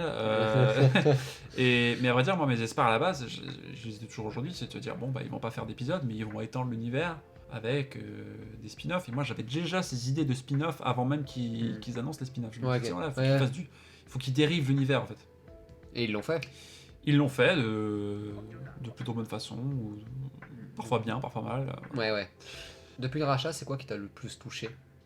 Positivement. Ouais, j'ai envie de dire ouais, parce que négativement, on sait. Oui, positivement, je dirais Rogue One. Hein. Rogue One. C'est en fait une gradation de plusieurs scènes qui te font dire que ah ouais, là on est quand même face à quelque chose d'un peu plus intéressant Ouais, plus exigeant aussi. et de surprenant quoi. Putain, enfin on te met pas enfin on bouscule les codes quoi un Oui. peu. Et ce premier plan avec les anneaux, la navette qui passe en dessous des trucs, enfin, t'as des plans super esthétiques. Oui. La navette de Krennic au début, je me dis putain, ce vaisseau Ouais. il fait flipper. Ouais. Le son de cette navette il est fantastique. Le plan de Jean avec sa lumière là, avec la larme qui coule, avec le thème qui arrive. Ouais. Je me dis, tiens, voilà, c'est bon, ça se lance, il y a de l'émotion et tout. Et puis après, c'est surtout les plans sur Jeddah, les plans aériens de Jeddah, sur les ruines des Wills. Là, je me dis, ok, c'est bon. Oui, c'est bon. Là, c'est bon, il y a on est dans l'univers quoi.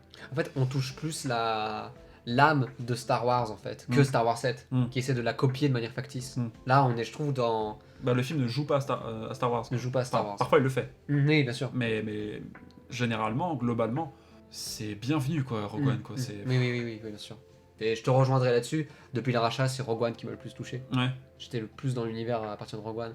Maintenant, j'ai l'impression qu'on va être un peu condamné à voir des produits Star Wars, à savoir les séries, parce qu'on n'aura que ça, et qu'on sera dans cette optique de critique et de détachement.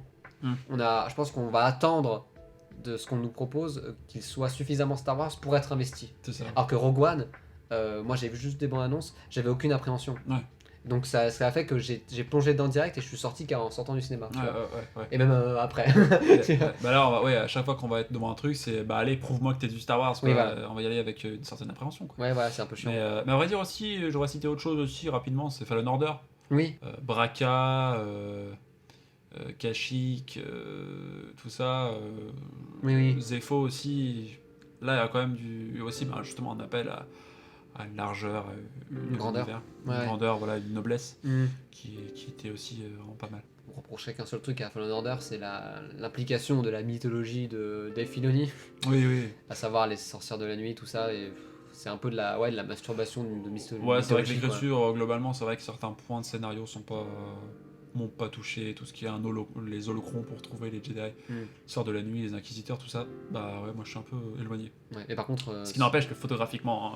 ouais, mais c'est un super jeu aussi, les combats et tout, génial quoi. Ouais. Est-ce que tu as confiance en l'avenir de la licence? Non. Ok, allez, salut. Allez. Si j'ai confiance dans l'avenir de la licence, non, et je pense que ce serait une erreur de penser qu'il y a de l'espoir. Je pense qu'il vaut mieux partir de... c'est triste à dire, mais je pense qu'il vaut mieux partir de l'attente plutôt basse, quoi. Ouais, pour être surpris finalement. Même si je reste fan, chaque fois que je vais voir un truc Star Wars, je vais demander à cette série d'être du Star Wars. Je vais pas voir, bon, maintenant c'est bon, vous pouvez faire ce que vous voulez. Oui, t'as pas ce côté... T'aimes plus Star Wars, casse-toi. Là, tu restes investi non, et tu regardes. Oui, je reste... j'en démords pas, quoi. Oui, bien sûr, oui. Mais je dirais que non, j'ai pas énormément confiance. Du coup, je pourrais que être surpris par... Ouais. Enfin, ouais, moi non plus. Je trouve la direction qui est prise là, les projets, je ne les comprends pas. Le film de Taika Waititi, c'est quoi ce bordel, quoi? Enfin, même celui de Patty Jenkins. Ouais. Avoir un truc qu'on a vu 6 fois dans les jeux vidéo dernièrement, dans Squadron et dans Battlefront, je sens qu'on va vite se faire chier, quoi. Peut-être. Alors, peut-être qu'on pourrait être surpris, mais je vois pas. Bah, tu vois, en fait, on va retourner au cinéma pour voir des batailles de X-Wing. Je vois pas l'intérêt. On pourrait pas nous raconter un truc un peu plus grandiose. J'ai l'impression qu'on prend tous les trucs les plus cool de Star Wars, on va en faire un gros projet. Oui, le Mandalorian, c'est un mythe. On prend les trucs cool de Star Wars, on met des Jedi, des Mandaloriens, des X-Wing, et puis c'est bon, quoi. Oui, c'est ça. Donc j'ai un peu peur que ce soit ça. Et les directions qui est prise en ce moment, ça m'emmène pas à penser que ça va être de la qualité. Même si, honnêtement, je reste assez impatient pour Cassian Andor. Ouais, pour Cassian. J'arriverai pas. Enfin, c'est le premier truc qui arrive. Obi-Wan, on l'a dit durant l'épisode avec Obi-Wan, on est de plus en plus méfiant. Surtout qu'entre temps, on a eu l'annonce que oui, il y aura bel et bien Vador dedans. Pour un rematch. Pour un rematch, c'est aberrant. Mais comme on l'a dit, cette série peut être excellente comme la plus dégueulasse. Catastrophique. Oui. Donc autant rester méfiant. Mais Cassian, je trouve qu'il y a plus de liberté, il y a moins d'enjeux, il y a moins de... C'est le moment parfait pour nous présenter une petite bulle, quoi. Ouais, et puis nous présenter un peu des trucs un peu nouvelles, différents rapports à l'univers. Oui, voilà. Un truc un peu moins manichéen, même si Star Wars n'est pas manichéen dans un sens négatif. Enfin, j'ai un peu l'impression que tu lâches l'affaire actuellement, Ouais, Du moins, dans un sens, ouais. Est-ce que tu as déjà lâché l'affaire par le passé? Est-ce que tu as un moment, tu t'es éloigné de Star Wars, et là, on va s'éloigner de Disney et tout. Est-ce que tu t'es déjà éloigné de Star Wars pour mieux y revenir? Ouais, ouais, en un sens, ouais. Peut-être Mm. qu'avant le rachat, je m'étais peut-être un peu éloigné. Hmm. Mais à vrai dire, j'ai jamais volontairement lâché l'affaire. Ouais. Mais j'avais toujours Star Wars sous la main, hein, Hmm. et je l'ai toujours considéré comme ma première passion, quoi. Oui, oui, ok. Mon côté, c'est. Ouais, j'identifierais une période collège Mm. qui est un peu complexe, mais qui m'a fait un peu éloigner un peu de, de ça en fait. Même si je restais un petit peu aussi accroché à la série The Clone Wars, Mm. qui était très moyenne, mais qui avait ce mérite d'être une actualité Mm. finalement. C'est pas ça qui me marquait, parce qu'en réalité, la période noire, comme on l'a dit dans le dernier épisode, c'est une période d'or en fait pour nous. C'est vraiment le moment où on a le plus kiffé. Donc non, en fait, j'ai envie de dire, j'ai lâché l'affaire, mais c'était de manière un peu plus personnelle, et c'était pour mieux y revenir par la suite. Je suis revenu dans Star Wars avant même le rachat, je veux dire, il n'y avait pas besoin de Disney pour ça, quoi.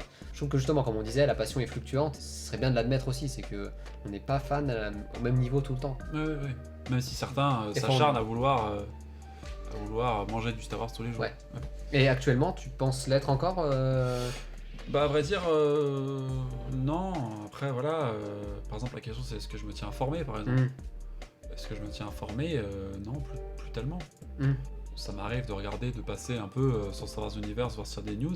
Mais moi, ce qui me dérange aujourd'hui dans les news, c'est que j'ai l'impression que c'est tellement inutile, tellement abject, en fait, les informations qu'on consomme aujourd'hui, que je me dis, en fait, Star Wars, c'est pas si nourrissant que ça, quoi. Et c'est pour ça qu'aujourd'hui... Star Wars en tant que licence, hein, pas ouais, en tant qu'œuvre. licence, oui, aussi en tant qu'œuvre, en un sens. C'est-à-dire, aujourd'hui, voilà, je trouve qu'il n'y a pas de réflexion aujourd'hui sur Star Wars. Et c'est pour ça que on prend la parole et qu'on fait ce podcast-là. Aussi, moi de mon côté, je reste un peu plus informé, même si c'est de manière indirecte, mais c'est aussi pour comprendre comment ça évolue, et surtout être à l'affût de la nouvelle annonce qui va nous faire exploser la tête, à savoir peut-être un remake de KOTOR. Oui, ça, ouais, on peut en parler, c'est la base. Ouais, enfin, moi je reste à l'affût des informations, mais c'est vrai que quand je regarde les informations, j'ai l'impression que ça reste quand même très partial, quand même. Et il y a une hype qui fait que moi je pose vraiment la hype à la réflexion du fan. Oui. Pour moi, plus un fan est hypé, moins il réfléchit. Pour moi, ça c'est une axiologie. En fait, au final, tu te préserves de l'attente que tu aurais pu avoir pour l'épisode 8, à savoir le Star Wars qui allait. Ouais, voilà, je me préserve des espoirs, des attentes et du fandom. T'as envie d'une chose, c'est d'être surpris finalement. Oui, voilà, c'est de se dire, voilà, toutes ces petites news, tous ces petits machins, je m'en bats un peu les steaks, mais ce que je veux, c'est du Star Wars sur les écrans. Alors, est-ce que tu considères qu'il y a des films Star Wars qui le sont et d'autres qui ne le sont pas? Oui. Et pour moi, pareil. C'est très clair. Mais ce qui est quand même très, très marrant, nous, quand on discute aussi avec certains fans par le passé, certains ne comprennent pas ça. Ils ne comprennent pas qu'on puisse considérer que certains films ne sont pas des films Star Wars, contrairement à d'autres, et qu'on puisse le décider par nous-mêmes, en autonomie. C'est-à-dire considérer que Star Wars c'est à nous et pas aux créateurs, ce qui est peut-être radical, mais ce qui peut se comprendre aussi. Hein. Mais ouais, à vrai dire, pour moi, Star Wars c'est 7 films. À savoir la trilogie et Rogue One. Le reste. Et Solo. Et non. Et le reste. Avec Solo de Apple. Et le reste, il faut. J'allais dire un truc con, il faut le foutre à la poubelle. Non. Non, c'est juste que c'est pas du Star Wars. Ouais, j'avoue, je suis pareil. On parlera, en fait, le truc c'est qu'on n'a pas trop envie de s'avancer sur ces sujets parce qu'on va en parler durant des émissions qui seront dédiées. Mais en fait, il faut. Moi de mon côté, Star Wars, c'est comme tu dis, on a la même vision, c'est les films de Lucas, plus Rogue One comme film jouissif qui est vraiment sympa et qui respecte les autres films, quoi. Là, on met les films parce que nous, évidemment, les films au-dessus. Après, derrière, il y a les séries et aussi les jeux vidéo. Donc après. Pour moi, il y a aussi des histoires. Après, c'est l'importance que tu mets aussi dans le média. Quand tu vas au cinéma, quand tu te déplaces au cinéma, évidemment, les attentes, elles sont pas les mêmes que quand tu vas acheter un roman. Mais moi, ça m'arrive souvent aujourd'hui de regarder un nouveau roman ou de jouer à un jeu vidéo et de me dire, pour moi, ça, c'est canon, quoi. Enfin, c'est Star Wars, quoi. Moi, de mon côté, je me surprends, en fait, à penser Star Wars, mais comme étant... j'arrive même plus, des fois, à faire la distinction entre les événements des films et de certains jeux vidéo. Pour moi, il y a les moments dans KOTOR, c'est peut-être les KOTOR pour moi, c'est peut-être le jeu vidéo dont j'ai le plus envie de rejouer, c'est parce que je redécouvre à chaque fois ce Star Wars en fait. Cette âme que j'avais quand je voyais les films, et que j'ai encore en voyant les films, Ouais. mais quelque chose que je redécouvre mais différemment. Mm. Ce qui fait que pour moi, ouais, Star Wars, comme on disait, c'est 7 films, mais c'est aussi beaucoup de livres. Je parlerai de Dark Plagueis ou encore de Dark Bane que je suis en train de lire actuellement, même s'il y a des trucs qui vont pas, mais j'ai envie de le prendre aussi. Mais surtout les deux jeux KOTOR. Les deux jeux KOTOR, moi, je les trouve. Ouais. Et moi, à vrai dire, quand j'ai découvert Mm. KOTOR, je l'ai mis au niveau des films. Oui, bien sûr. Le Mais je veux canon dire- central de Star Wars, c'est. Tu les mets au milieu des films, mais par exemple, quand tu revois Enfin, tu vois, par exemple, je mettrais surtout les 6 films de Lucas, Ok. enfin, les 6 films lucassiens, on va dire. Après, je mettrais Rogue One et KOTOR, Mhm. qui viennent là pour soutenir un peu les Ouais, films. ouais. Et après, il y a tout le reste, tous les jeux vidéo, tous les Je veux romans, dire, tout est-ce ça. que quand tu vois l'épisode 1, tu penses à ce qui s'est passé dans KOTOR aussi Pas tant que ça, Non, parce non, que- pas tant que ça. Parce ouais. qu'en plus, il y a 3000 ans déjà, donc Ouais, ouais, ouais. évidemment. Alors, question consommation et, et capitalisme, qu'est-ce que tu possèdes comme objet chez toi? Parlons déjà de jeux vidéo. Qu'est-ce que t'as? Jeux vidéo, alors moi j'ai commencé avec. Je pose la question, mais je sais déjà. Oui, oui, oui. Moi j'ai commencé, je crois qu'avec Jedi Knight Outcast. C'est le Oui, premier oui. jeu auquel j'ai joué. Ok. Après j'ai dû jouer à Battlefront 1 de 2004, qui était vraiment pas mal. Mhm. Après j'ai tout de suite après enchaîné sur Battlefront 2 de 2005, qui je pense c'est peut-être le jeu que j'ai le plus torché. Ouais. Non, peut-être pas. Ah. Parce qu'il y en a vraiment un que j'ai torché, il s'appelle Mhm. KOTOR, et ce jeu, putain, C'est vrai qu'est-ce qu'il qu'il est est bon. sympa. C'est quoi KOTOR? Oh là Il y a là. une émission là-dessus. Et c'est vrai que franchement, c'était encore une autre remarque qu'on avait fait aussi dans l'émission de KOTOR, c'est que Mhm. quand on s'est rencontrés, et qu'on a compris qu'on était tous les deux fans de Star Wars, je te demandais si tu connaissais KOTOR. Et tu m'as dit non, je dis bah, j'étais un peu pris de haut, je dis mais attends, tu connais pas KOTOR? Fonce quoi. Ouais. Et C'est le premier truc que tu m'as conseillé en fait. Avant même de comprendre, avant même de savoir quel film j'aimais. tu Ah vois. oui voilà, oui voilà, mais c'est ça qui est fou. Te dire voilà, quel film tu aimes, on s'en fout, va voir KOTOR Ouais. quoi. Ouais. Et ouais, KOTOR, moi ça a été, ce jeu pour moi c'est vraiment, c'est mon jeu préféré, Ouais. c'est. Ouais, j'ai hâte d'y rejouer d'ailleurs. Je vais retélécharger, je vais y rejouer. Ouais, je trouve ce jeu fantastique. Mais tellement sous-estimé. Tellement sous-estimé et. Le pouvoir de la force aussi, j'ai mis du temps aussi à aller prendre les deux, j'ai bien aimé aussi. Ouais. C'est un bon défouloir. Mhm. Voilà, ça tire un peu quand même dans des extrémités un peu très jeux vidéo, masculin, voilà. de baston quoi. Oui. Mais quand on accepte le postulat, on s'éclate bien quoi. Oui. Et puis il y a quand même des designs importants, il y a aussi des belles cinématiques en matte painting. Oui. L'usine de TIE Fighter, Axus Prime, Mhm. Felucia. Ouais. Dans le deuxième, il y a Kato Nemoidia qui est vraiment pas mal. Oui, ça a de la gueule, Il y a hein. des, Ça a de la bonnes gueule. idées. Et puis il y a Shakti, comment il s'appelle, l'autre Jedi, Kazdan Paratus, Ramkota aussi, Ramkota. qui est super intéressant. Ouais. Voilà, c'est un peu un Jedi aussi. Enfin, je sais pas si on peut l'appeler un Jedi gris, parce que Jedi gris, on dit à toutes les sauces.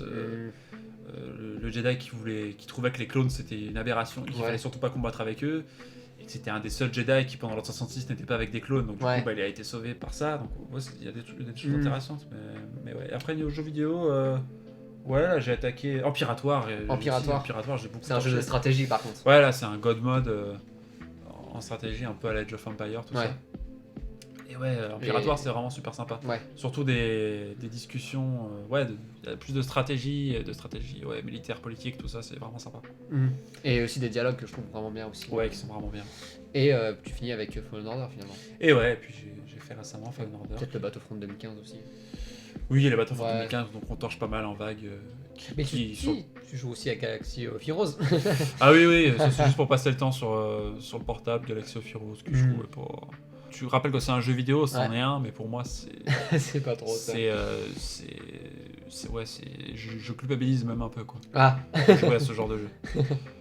Ok. Parce que ça appelle rien d'autre que prendre du niveau quoi. Mm. C'est juste hormonal, hein, c'est un jeu hormonal. Oui, d'accord. Ouais, d'accord. C'est prendre son petit shoot d'hormones quoi. Sur ce genre de D'amusement, jeu. de. Ouais, Ouais, ok. c'est du Candy Crush quoi. Star Wars en PLS. Là, Voilà. c'est- Ouais, KOTOR quoi. Jouez à KOTOR si vous connaissez pas KOTOR. Et de mon côté, je dirais Lego Star Wars. T'as commencé avec Lego Star Wars? Ouais, j'ai même la cartouche Nintendo DS ici. C'est Lego Star Wars 2. Enfin, vraiment, j'ai joué vraiment sur Nintendo. Moi, j'étais team Nintendo, puis je suis passé sur PlayStation. Mais c'est, comme je t'ai dit, en fait, ma passion Star Wars est liée au Lego. Surtout au début, j'avais du mal à vraiment les dissocier parce que je trouvais que les Lego, c'était la meilleure manière de représenter l'univers de manière vaste. t'avais presque les tous, vaisseaux, tous les vaisseaux, tous les personnages, à l'échelle aussi. Et Ouais. ça, c'est un truc de fou, quoi.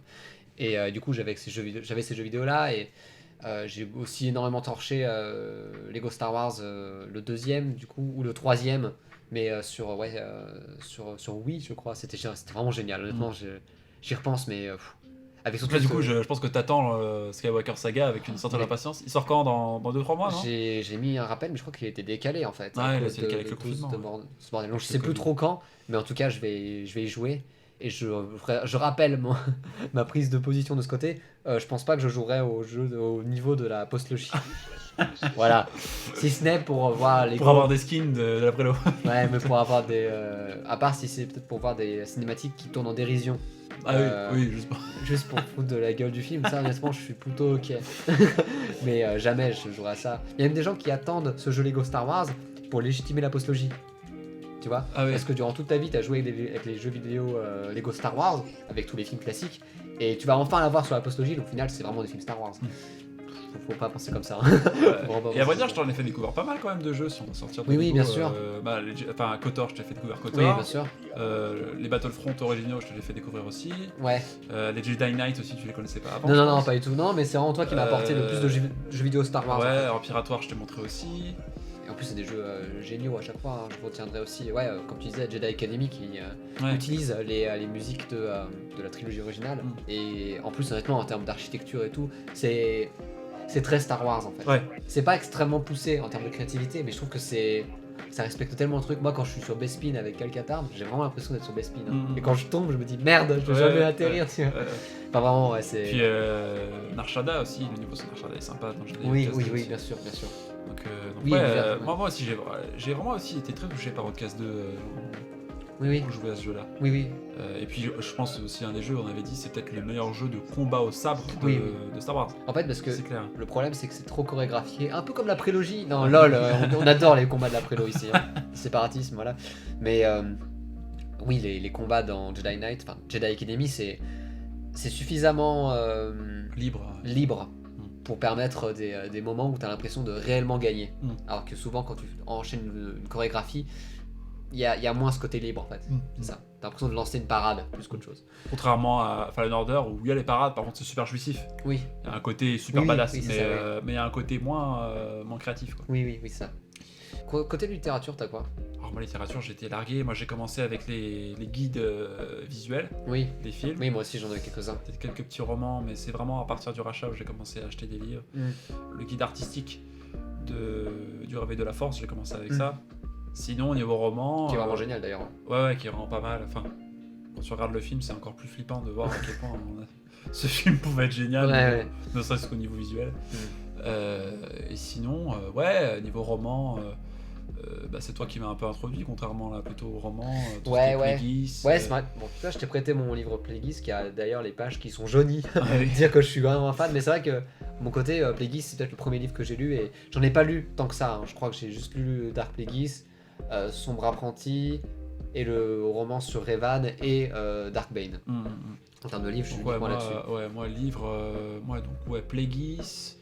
Tarkin, franchement Luceno, je trouve que. Oui, c'est James Luceno qui a écrit Plagueis et Tarkin. Et je trouve que Catalyst aussi. qui est vraiment génial quoi. Bloodlines, j'ai lu quoi d'autre? Le Gardien des Wills, qui est vraiment que j'ai Oui, moi aimé. aussi, ouais. Soulèvement rebelle. Ouais, j'en ai déjà lu pas mal et franchement, là aussi c'est très compliqué aussi de s'y retrouver au niveau canon. Et là j'en ai commencé un qui est vraiment tout pourri, l'ombre de Doku, je crois. Ouais, d'accord. Il faut que je me procure aussi un vent de trahison qui aujourd'hui est devenu super cher. Oui. Et qui m'intéresse beaucoup. Moi, les intrigues politiques, tout ça, ça m'intéresse vraiment beaucoup. Oui, les fans de Sénat, hein, évidemment. Oui, voilà, fan de Sénat, comme diraient les.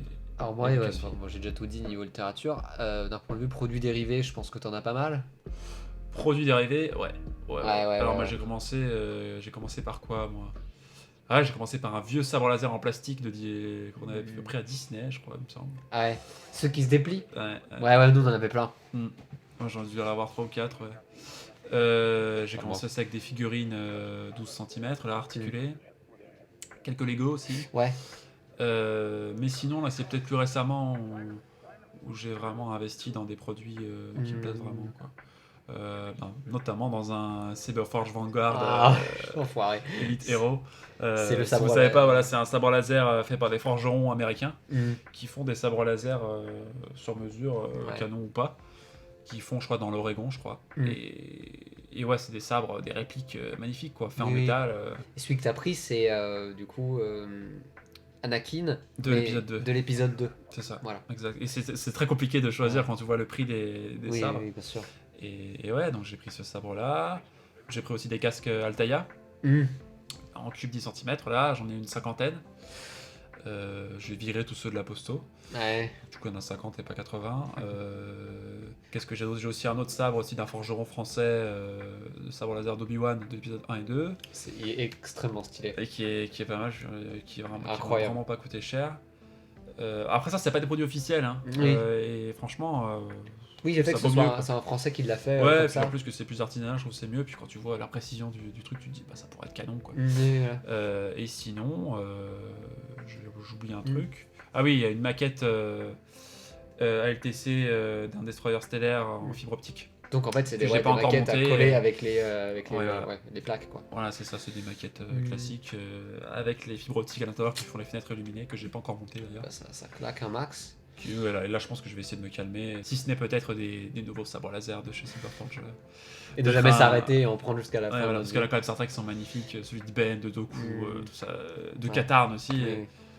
il y en a qui sont. Bah, j'ai craqué comme toi avec les sabres laser, c'est que quand on est à la QC, on est tombé sur un rayon, enfin, un vendeur qui vendait des props, Mm. et il y avait le sabre de Luke, je crois, et aussi celui d'Obi-Wan de l'épisode Obi-Wan 1. et de Darth Maul aussi. Ouais, ouais.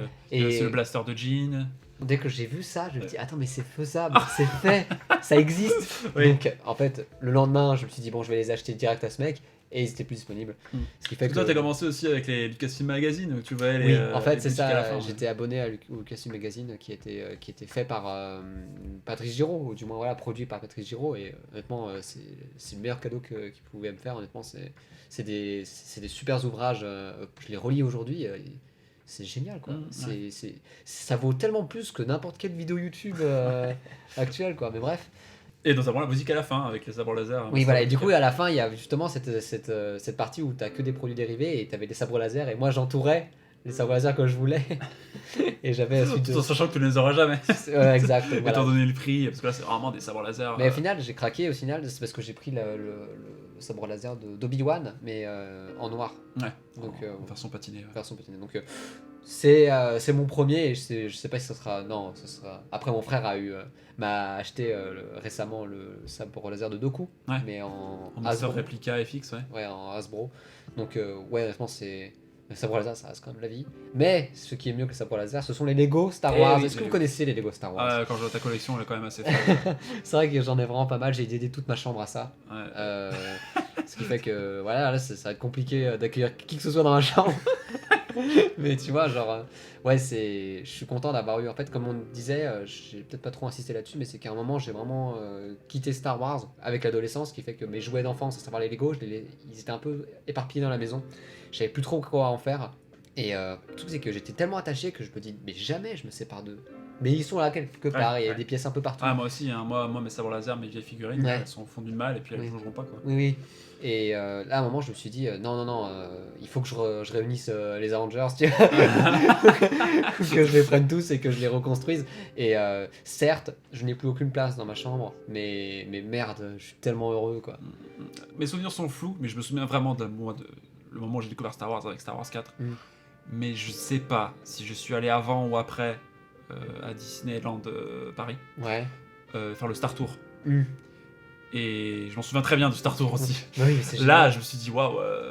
Là aussi, j'ai eu cette sensation de rentrer dans un autre univers Oui. d'une largeur incroyable. Oui, bien sûr. Mais pour revenir sur ma collection, ouais, je suis très content d'avoir tout ça. Et j'ai même acheté il y a quelques années maintenant le Faucon Millennium en UCS, Mm. à savoir c'est le plus gros Lego jamais commercialisé et qui occupe toute ma table de ma chambre. Je me dis qu'il n'y a plus aucune place. Ah, la première fois que je l'ai vu, je me dis, oh putain, quel monstre. Mais Ouais, ouais, puis t'as aussi un Superstar Destroyer aussi. oui, Super Star Destroyer qui est sur mon piano, qui fait extrêmement bien, qui décore super bien. Et ouais, je peux citer ça encore. J'ai aussi un modèle de Snowspeeder qui est génial. Ah, si vous voulez les voir mieux valorisés, allez sur la chaîne Instagram de... Ouais, allez sur mon Insta, j'ai pris des photos, c'est vraiment, j'espère les rendre bien. Et récemment, là, je me suis surpris en achetant une sideshow, mais d'un droïde sonde, qui est en train de me regarder maintenant, ça me fait peur. En fait, ouais, c'est une des premières fois où je sors des Lego. Et je trouve que c'est une beauté incroyable et ça marche extrêmement bien en photo aussi. Mais c'est vrai que je me dis, merde, j'avoue que les Lego c'est génial, mais j'avoue aussi que le reste c'est vraiment sympa aussi. Pour finir, une dernière question qui est pas la plus simple, mais qui je pense est peut-être la plus importante. Quel est ton fantasme ultime de fan? Qu'est-ce que tu aimerais voir? Mais c'est un truc que je dis, mais en sortant du fait que c'est Disney qui produit. Oui, j'hésite entre deux choses. Enfin, j'en ai plein en fait. Ouais, t'as la fin. Je m'autorise à fantasmer plein de choses parce que bon, faut se défendre avec ces films de merde. KOTOR, j'hésiterais, on en a déjà parlé, entre un jeu vidéo, mais vraiment un truc de 30 heures de durée de vie. Triple A, ouais, bien sûr. Ouais, soit une série de 8 saisons. Après, ça pourrait être plus des spin-offs sur les sites. Mais ouais, je dirais que mon fantasme ultime, c'est une adaptation de KOTOR. Enfin, en plus, on en a parlé sur un épisode qui est dédié là-dessus, mais soit un épisode, soit une série en fait. C'est ça, ouais. Donc, ouais, Ou une trilogie de films finalement. Ouais, des films, non, je dirais pas les films. Non. Non, je partirais plus sur un jeu vidéo. Ouais. Ou une série. Mais... Moi, mon fantasme ultime, ça rejoindrait aussi le tien, c'est que KOTOR, j'adorerais le revoir d'une autre manière.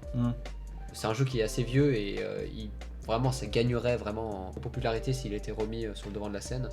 Et surtout faire la suite avec KOTOR 2.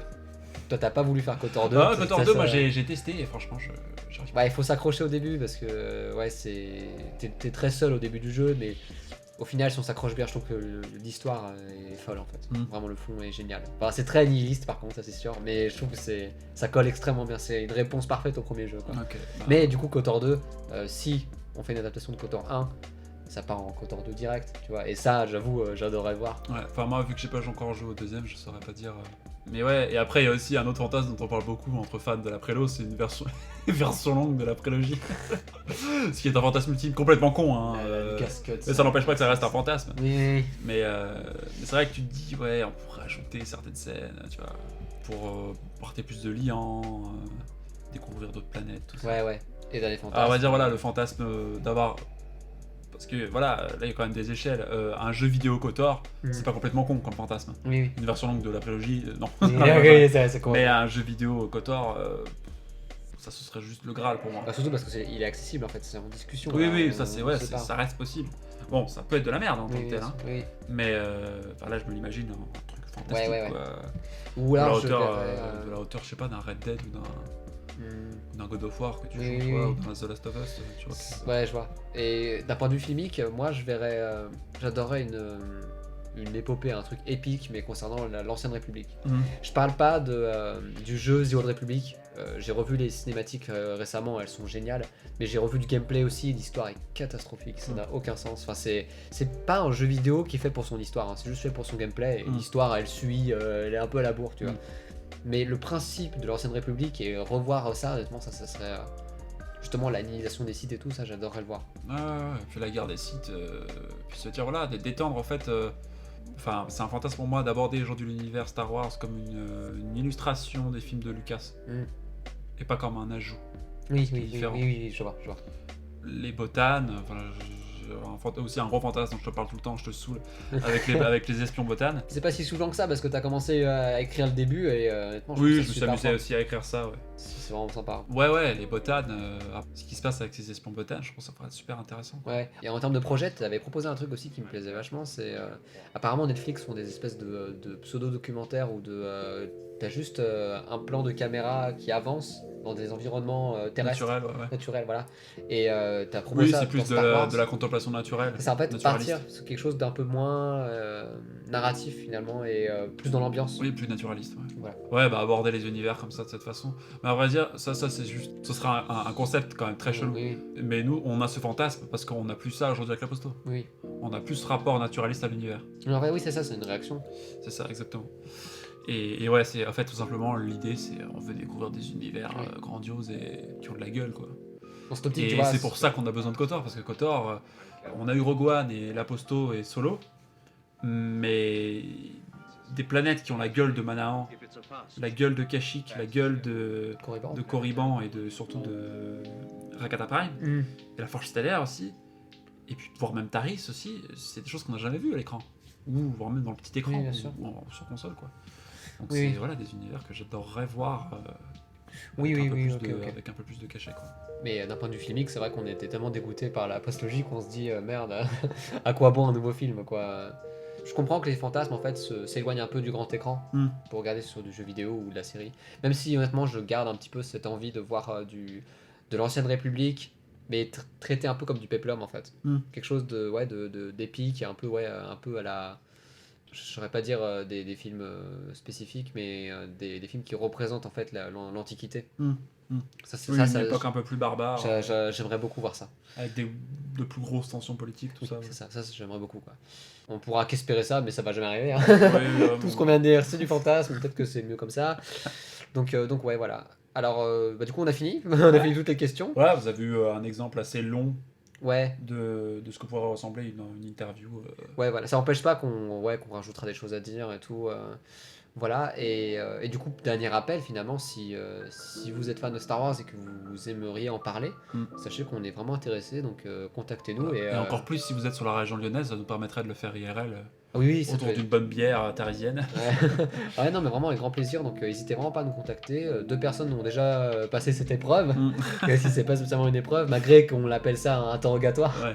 Voilà, on a eu l'idée de cette émission pour qu'on puisse être plus dans le dialogue. Oui, dans le dialogue, c'est ça, voilà. Se rencontrer, et puis aussi, on se moins dans le côté rageux. Alors, à savoir aussi que moi, je ne fais pas les interviews, ce sera uniquement Benjamin. Oui, c'est ça, voilà. Moi, je suis trop méchant. Ça n'empêchera pas qu'on ait un dialogue, voilà. Je préfère préciser ça aussi, c'est que, évidemment, on sera dans la présentation de votre avis, mais ça n'empêchera pas que je pourrais vous questionner sur beaucoup de choses. Voilà, c'est le principe d'une interview, si tu ne me questionnes pas, c'est qu'il y a un problème. Ouais. Donc voilà, on attend un peu vos demandes et en espérant que vous avez aimé cette émission, même si elle était plutôt longue cette fois-ci. Ouais. Donc vous avez peut-être mieux appris à nous connaître finalement, voilà. Ouais. Donc merci pour votre écoute et on se revoit très bientôt pour la suite des interviews et des émissions de manière générale. Salut à tous.